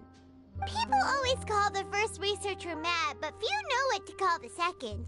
And should that latter person achieve a miracle, they would find it all the harder to find a word with which to classify him and his team. Wow! Paimon barely recognizes the people in the reports. Are those really Jurier and Navia? They sound like real big shots. What do you think? Pretty enthralling, huh? The Steambird's idea was pretty simple. With the disaster just having passed, we would print a free edition packed to the margins with good news to calm people down. The value for these big scoops lies in their inevitable follow-ups. We'll publish further reports and go into the stories behind those people. Edwin's assistant, Jurier, created a true flying ship, while Navia is leading people in the reconstruction of their home. I'm sure that these stories could draw even your well-traveled eye. Paimon's curious too! Wait a minute. Didn't we watch everything happen from start to finish? What's there to be curious about?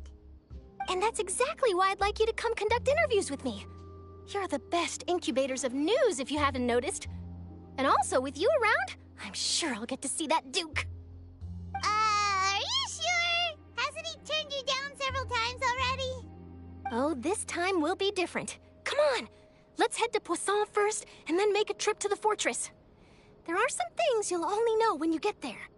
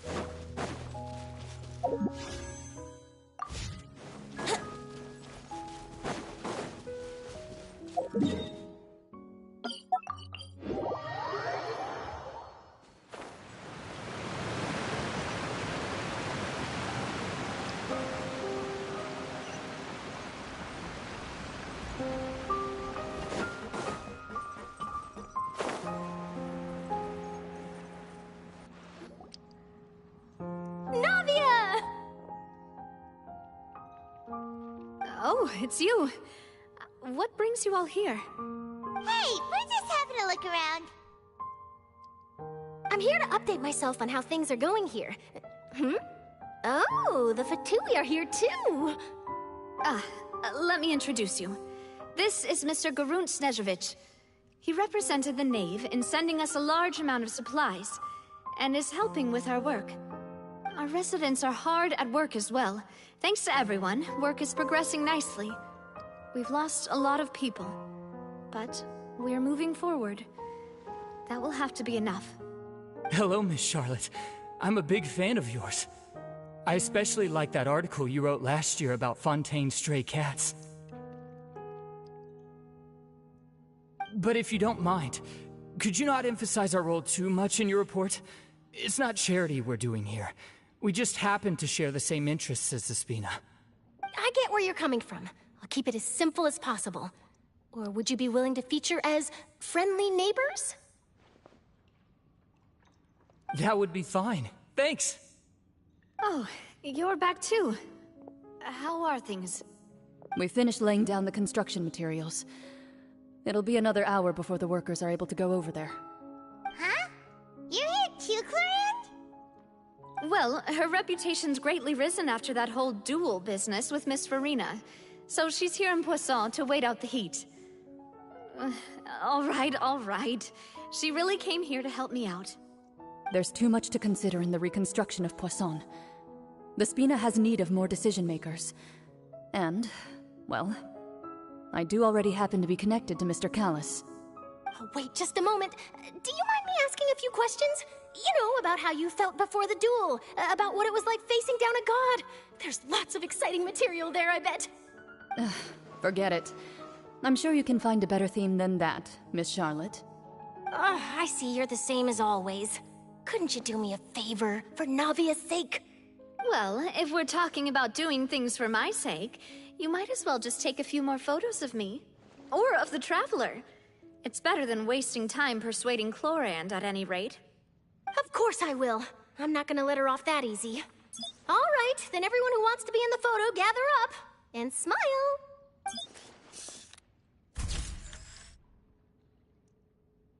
How did it go? Was it a good shot? Did Paimon look cute in it? Not bad. Your addition really helped the composition of the picture. All right, hang on a moment. Let me snap a few more shots.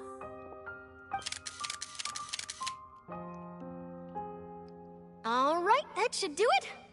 I'll be back here later anyway, so let's call it a day.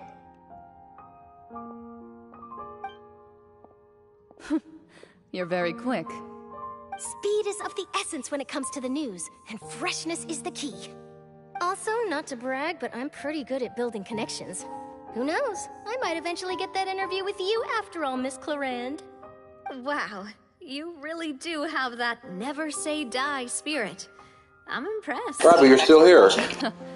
I'll hazard a guess that this is how you got that interview at the Fortress of Meripede. Whoa, you're well informed. Let me make a guess too. I asked Sijuin, who told Monsieur Nervillette, and he told you, right?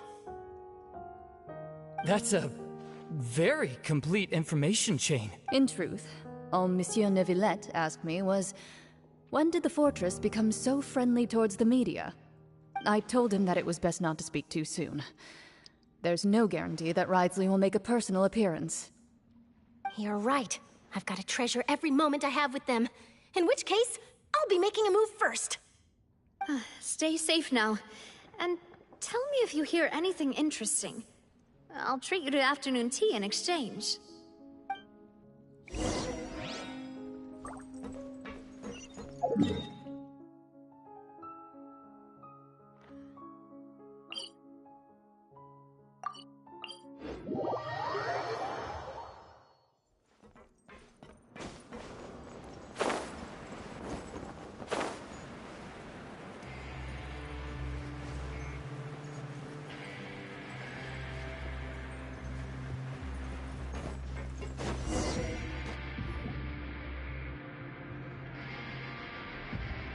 Wow, guess we're here again, huh? There's a real nostalgic feeling to this place. Looks like you've been missing us. Duke! Did you come all the way to the entrance to greet us? Of course. I'm here to welcome you and our dear Miss Charlotte, whom our good head nurse recommended to me. It's an honor to finally meet the much-rumored Duke. Thank you for consenting to my visit to the fortress, sir. No need to thank me. But that said, I shouldn't be the focus of your interview. I trust you recall our agreement? Of course, of course. All right then, this way.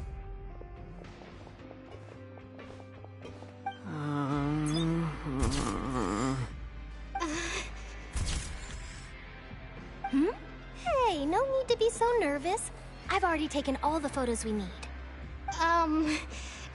Miss Charlotte, do these pictures really need to be published on the cover of the Steambird? It would seem that Miss Lorvine doesn't want her face to appear beside that of Mr. Jurier, hmm? Sir, please don't say things like that. But it looks like dear Mr. Jurier denies it. Might this interview be very important to you, then? No, I just... This is my first time being interviewed, and I'm very thankful to the Steambird for... Now, I might not look it, but I actually did meet Mr. Edwin once. And I'll be honest, I enjoyed chatting with you more. You've definitely got more of that genius vibe going on. The boat that brought about a miracle, the ark that saved the people. Why, you recreated a myth back there, like an emissary of legend. Still, if I might ask, where's that flying ship now? Huh! Looks like Charlotte's trying to get herself another exclusive scoop. I have to apologize, but that ship is presently in the bowels of our factory. I'm afraid it won't be easy for you to get a shot of it. Really? Well, then in that case, could I have an interview with you to make up for that loss?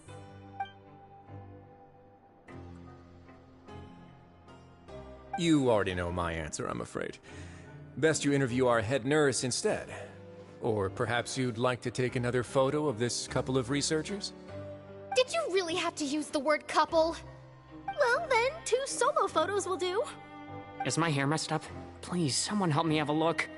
Things sure are getting pretty lively here. We've seen this kind of thing before. Oh, seems like everyone's here. Would any of you like to try this new drink I came up with? Ah, Sigewine. Hey, Miss Charlotte. Why don't you, take some pretty photos of our head nurse? Sure. Come on, Miss Sigewine. Over this way. Let's find a brighter spot. Huh? Sure. Do I have to smile? So, how have things been at the fortress?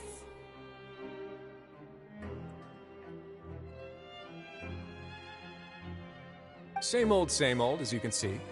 Fontaine's undergone some changes, but this place is still more or less the same. Other than that flying ship, it got a tad too much attention, I think. That's why I decided to let the interview go through. We should direct more public opinions toward the behind-the-scenes heroes. Am I right, Mr. Jurier? Miss Lorvine? You're too kind, sir. I believe that you too should have your day in the sun. Not that you would want that, which is a pity. I'll just leave the spotlight to you two.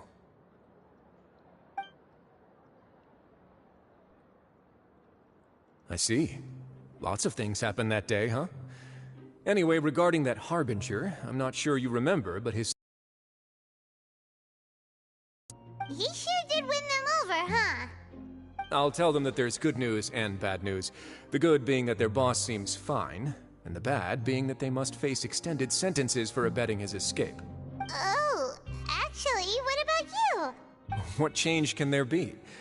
The fortress will keep chugging along, and so will my duties. As to what Miss Farina's departure will mean for the nation, and if our laws and governance will be transformed, we'll leave... Hey everyone, the photo shoot's done. Good. In that case, let's call it a day here. Thanks for your cooperation. Come on, Traveler, let's go. Till next time, everyone. There'll be a next time? Maybe. Who knows? All right. Last stop, the docks.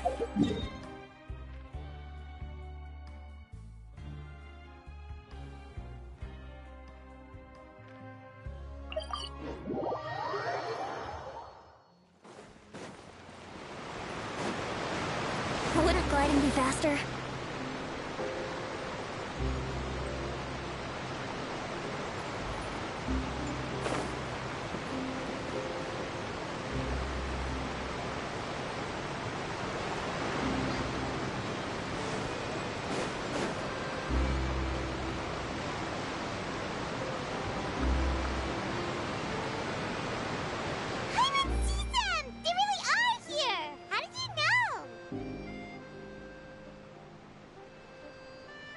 Navia mentioned that she stayed in touch with Linny and the others after working together.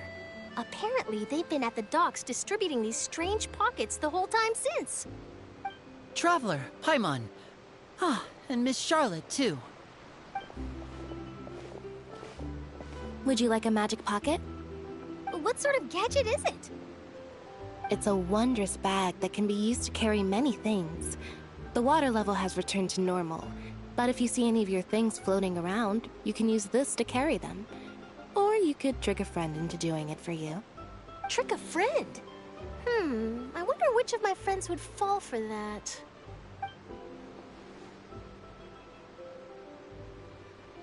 You could just make a friend like Fremine here. Isn't that right, Fremine? Is this what you meant by, I'll help you make some more friends? To be honest, that sounds pretty sweet. Could I have your contact, please? Sure. Please, write down my address. You sure are working hard to help Fremine socialize. He was the one who proposed doing this. He even wants to assist in our magic shows. Yes, I was planning to first introduce Pear as an assistant, and later Fremine himself. That said, would anyone want to see a diver escape underwater? Oh, it'll work out. Every journey begins with the first step. Lynette, could you come over? Got it. My, that Charlotte is rather perceptive. She got rid of everyone the moment she realized that Father says that you did a great deal during the latest event. That's all right. We were more... Oh, I guess you haven't heard. After Lady Farina left, Father and Monsieur Neuvillette opened A diplomatic... Yes, I was... It could have been done as an... Furthermore, Father did also lend significant... Well, that's true. I would agree, but I've also heard that... It seems that Monsieur Neuvillette has had a significant... So there's some reason for this that only Neuvillette knows about? I suspect you'll have to ask him about that yourself. Ah, yes, speaking of which, I did see him strolling around the entrance to the Fortress of Meripede. Isn't he real busy and stuff? Paimon didn't think he'd have the time for that. But back to the topic. The Gnosis was given to the knave, right? What about... They say that he's returned to Snezhnaya to recover from his wounds.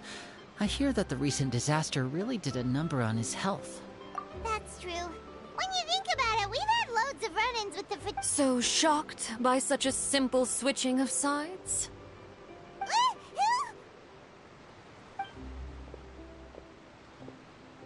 Father! Well, what do you know? Come to the docks to see how my children are doing and meet the Traveler by chance. Please do not pay my accomplishments in Fontaine too much mind. I would have done them regardless. Are you going to take the Gnosis back to Snezhnaya? That is our duty as Harbingers, yes. Don't be too preoccupied with sides. The goal of the Fatui concerns not a single place or person, but the entire world. With such a grand goal in mind, it is inevitable that we must wear many masks. Switching my masks is something I've always done. Well, that depends on many things. No one truly knows what the future holds. What good is honesty if you can't rely on it forever? As for you, I very much look forward to our next collaboration. Good things cannot be achieved alone, and you've proved yourselves to be great partners. A vision? All right. I'll remember to return it. Thank you for keeping it safe for him this entire time. And that's a wrap for me. Huh? You... Greetings, Miss Journalist. Hello. If I'm not mistaken, there are diplomatic channels I'll need to report to take a photo of you. That is correct. So forgive me, but I will not be able to serve as a subject in your article. However, feel free to write as much as you'd like about our dear magicians and our upcoming rookie talent. I will. The sea breeze is quite pleasant. I shall continue my walk while the weather remains so agreeable. Farewell. Farewell, Father. Oh, she has such an intimidating presence. I didn't even dare to take a picture. Thankfully, I've already wrapped up all my pre-scheduled interviews. Thank you all. This'll be more than enough for me to write about, I'm sure. Don't be too nervous. Why don't you take a magic pocket before you go? Here, Traveler, Paimon, you take one too. To move things about? That's right. Funny. I was giving out magic pockets when we first met too. And what do you know? I'm doing the exact same thing right now. So many things have happened, but the pockets are still the pockets. I guess this must be life. We will all follow our own paths, and serendipity will lead you to your fated friends. All right then. We'll be handing out pockets in some other districts later, so we'll get going now. Have a good day, you two. Well, guess we sent Charlotte, huh? Shall we go see how Neverlette's doing? As long as he's not so busy that he doesn't have time to chat anyway.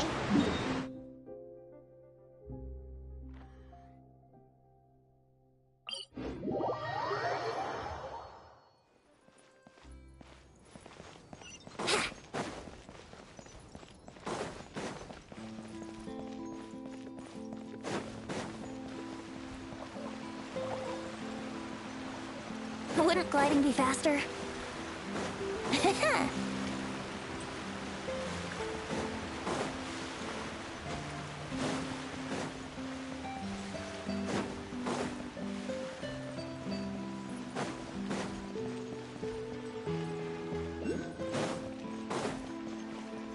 The entrance to the fortress!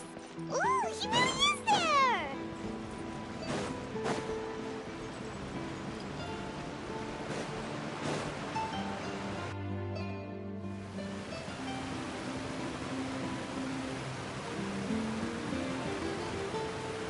So, you really are here, Neverlette! Paimon didn't think you were going to have free time this hour of the day. Really? Oh, I suppose you must have met Mr. Linney. He took the time to greet me earlier when he passed this way. In any case, you came at a good time. I was just considering reaching out to you to set up a meeting, so I may explain some things that I haven't had the time to before. Aw, Paimon's glad that you remembered. Thank you for keeping us on your mind, what with you being busy and all. Alright, let's have it then. How was Fontaine actually saved? The whole business is still quite the mystery to us. It is strange how words can often leave a bitter taste in the mouth when it finally comes time to say them out loud.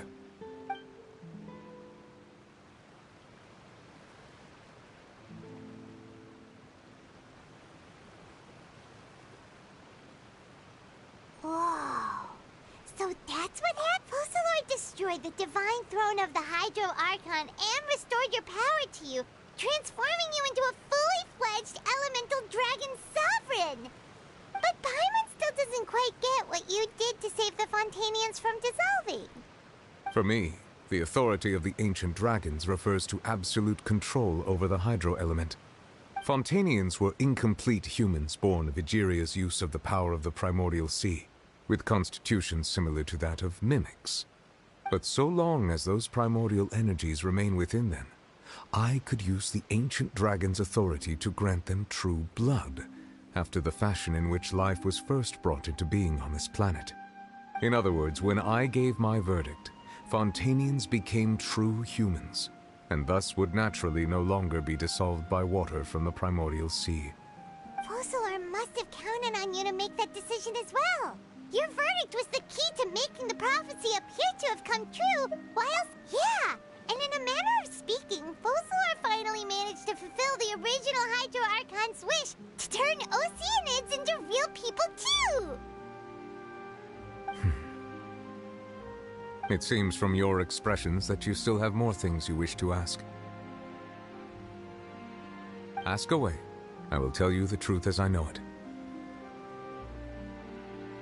I have investigated his case along many avenues, and I have learned that he once fell into an unknown chasm when he was young. There, by chance, he awakened the all-devouring narwhal. But whether it be by sentiment or reason, that should not have been enough to consider him the root cause of the disaster. At most, he would have had tangential liability. As for the judgment passed by the Oratrice during the trial, whether it was due to that liability by association, or Focalors deliberately using him to buy time for us on the assumption that he would be able to hold the creature off, I cannot say. Guess Focalors had Fontanians in mind the whole time. In the end, it was thanks to her that they finally became real humans. Hang on a second. Paimon suddenly got another question. Back when Fontanians hadn't yet become real humans, were the children they had also transformed Oceanids? Life has always flowed like water. Do you recall how Fontanians would often come to the Fountain of Lucine to pray for children? Yeah, Lynette said the fountain is where all the waters in Fontaine converge. In truth, even those couples did not know that such prayers were no mere custom, but instead a form of ritual. Those Oceanids who were blessed within the spring water would later descend as new humans in the coming months. Paimon sorta gets it now. Either way, it seems like this ritual won't be of any further use, but it'll probably— Ask away. I will tell you the truth as I know it. Yeah, about that. Risley said Farina has already left. What's that all about? Ah, Lady Farina.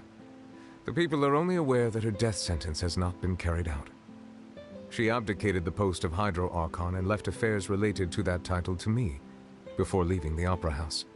I related Focalors' words to her faithfully and completely. After hearing them, she seemed neither saddened nor comforted. She simply said that she was tired and needed to rest. Having said that, she then packed her things and moved out of the Opera House, not unlike how an ordinary person might. But she's still got a place to stay, right? You need not worry. I will make arrangements to ensure that she will not want for food, clothing, board, or travel. In truth, I am somewhat happy for her. The wear and tear on her spirit will, of course, take time to heal. But now that she no longer has to play the role of Focalors the Hydro Archon, she can finally lay down her burdens and lead a normal life. What about you then? What are your plans now that you've regained your full powers as the Hydro Dragon? After Focalors passed on, the Oratrice also ceased. This matter will directly affect our trials. After much careful consideration, I've decided to take over its role in our courts. From now on, I shall hear cases and pass verdicts by myself. Looks like you're still considering stuff from the perspective of the Udex, huh? As an elemental dragon, there are indeed many things that I must do. But this power and this duty, in a manner of speaking, you could say that both were granted to me. As such, before I attend to my other responsibilities, I must first and foremost continue to serve Fontaine as its highest judge. The duty of the Hydro Sovereign and the duty of the Udex shall coexist within my person. Additionally, the Hydro Archon's departure has brought about another problem, which is that the Opera House shall no longer produce indemnitium. That's true. That power was derived from the people's faith in the Hydro Archon, wasn't it? Wait, but the various mechs and machines in the city are all still okay. Where are they getting their energy from? As I am now, I have full command over New Musia, and it can serve as a complete substitute. Another reason why I cannot quite leave Fontaine immediately. Wow. Ask away. I will tell you the truth as I know it. Oh, that's right! They say you've given it to the Knave as a diplomatic gift or something! Leaving aside their intentionality, the two Fatui Harbingers have indeed done much for us during this crisis. Their sole remaining goal in Fontaine, at least at this point, would seem to be the Gnosis. The Oratrice has ceased to function. The Hydro Archon's divine throne is now no more, and I do not need the Gnosis's power. As such, it has lost all meaning for Fontaine. If the Fatui have impure designs, then we might as well accede to their request now. What complicated considerations? Paimon thought you were just giving it to them out of gratitude to the Knave and as an apology to Child. Ask away. I will tell you the truth as I know it. You will soon be heading to Natlan, I presume. I'm afraid that I have little talent as a travel guide, so all I can do is tell you what I know about that land. As far as I'm aware, Natlan can be said to be a nation of dragons. A nation of dragons? No, I suspect that I would not find myself welcome there. Unlike ancient dragons such as myself, the dragons of Natlan have undergone long years of development and evolution. Large numbers of them have entered a form of coexistence with humanity. Natlan is also the nation of war. War ravages those lands like an undying flame. There is one other piece of information I got incidentally from my negotiations with the Knave that the Harbinger known as the Captain has thrown his hat into the endless ring of war. The Captain. Sounds like a real tough customer. Seriously, everyone... I suggest that you fully prepare yourself before going to Natlan. In the meantime, Fontaine's doors will always be open to you. Ask away. I will tell you the truth as I know it. Hang on a sec. Paimon still got a question about the Gnosis. When we spoke to Linny earlier, he mentioned that your attitude towards giving away the Gnosis, we guessed that there might be some reason for it that only you were aware of. No wonder the House of the Hearth is the Fatui's intelligence division. So regarding this specific issue, I was just getting ready to share something with you. What is it? In truth, I exchanged some further words with that lady named Skirk after sending you two back to the surface. It went something like this.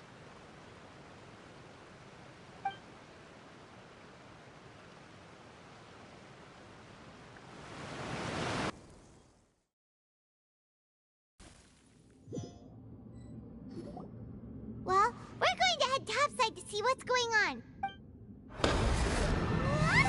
What next? The all-devouring narwhal isn't here, so I'm no longer getting any interference. I can finally catch the scent of your power, what it's made of. It is the authority of the planet's primordial dragons, but with something very similar to a god's curse mixed in. It's quite a novel blend. I'm sure I've encountered something like this before. What was it again? I do not know what you speak of. Of course. How could I forget? You should have the remains of the third descender on your person, yes? Remains? I've never heard of any such thing. According to your parlance, I believe it may be called a gnosis. Well, that much is true. After Focalor's divinity faded, she handed her gnosis to me. But I fear I have never heard of it described in the manner that you just did. I've been training with my master, the Foul, ever since I was young, and I have never returned to the surface since. So most of the information I possess, I got from him. It is only natural for those who are greater than humanity to possess a different sort of common sense, which is why there are so many problems in our attempts to communicate with humans. Regardless, you should probably get rid of objects of misfortune to prevent any disasters from befalling you. To live in itself is a blessing. But once a person dies, the bonds he once had with this world shall all turn to curses. What do you mean by that? No need to fret. These are just my personal thoughts. And my reason for no longer wishing to return to the surface. This third descender you refer to, who are they? And when did they die? Master never mentioned them to me. Perhaps it just wasn't that important for me to know. If you're interested, though, I could ask him. I'll be sure to pass the answer on to you next time. Next time? You believe we will meet again? I do. Wait. I have a disciple of my own, don't I?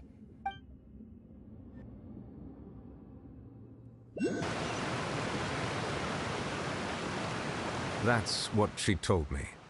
Whether it would prove useful or not, I wanted to pass that information on to you. The remains of the third descender? So that's what the Gnosis actually are. Paimon just thought they looked like chess pieces. How could they be a person's remains? All the same, assuming that there was no misunderstanding or special metaphor at play, that is what she meant to say. And she said that it would bring misfortune and that you should check it, which is why you gave it to the Fatui. If she speaks the truth, then I would simply be putting Fontaine at unnecessary risk by keeping it here.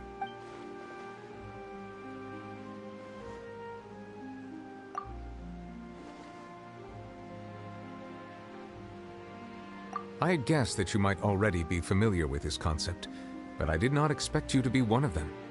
That means that the Gnosis, which are exceedingly element compatible and can even enhance elemental abilities, do indeed come from the third descender. I wonder, does your body also possess similar properties? Like being able to use elemental powers without a vision! That does sort of count as special compatibility, right? No, let's not think about this stuff right now. It just feels creepy.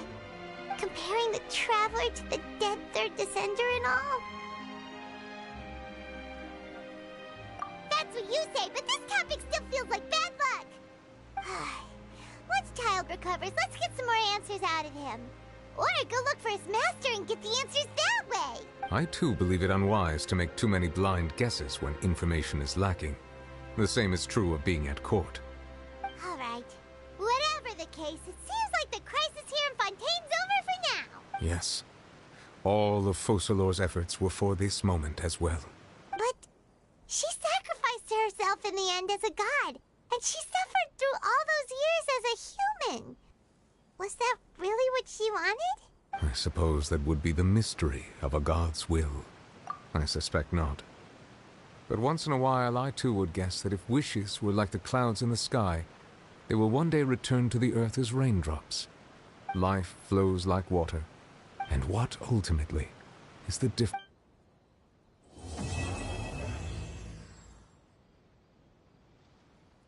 Finally, I'm going to bed. It seems from your expressions that you still have more things you wish to ask. Ask away. I will tell you the truth as I know it. I suggest that you fully prepare yourself before going to Natlan.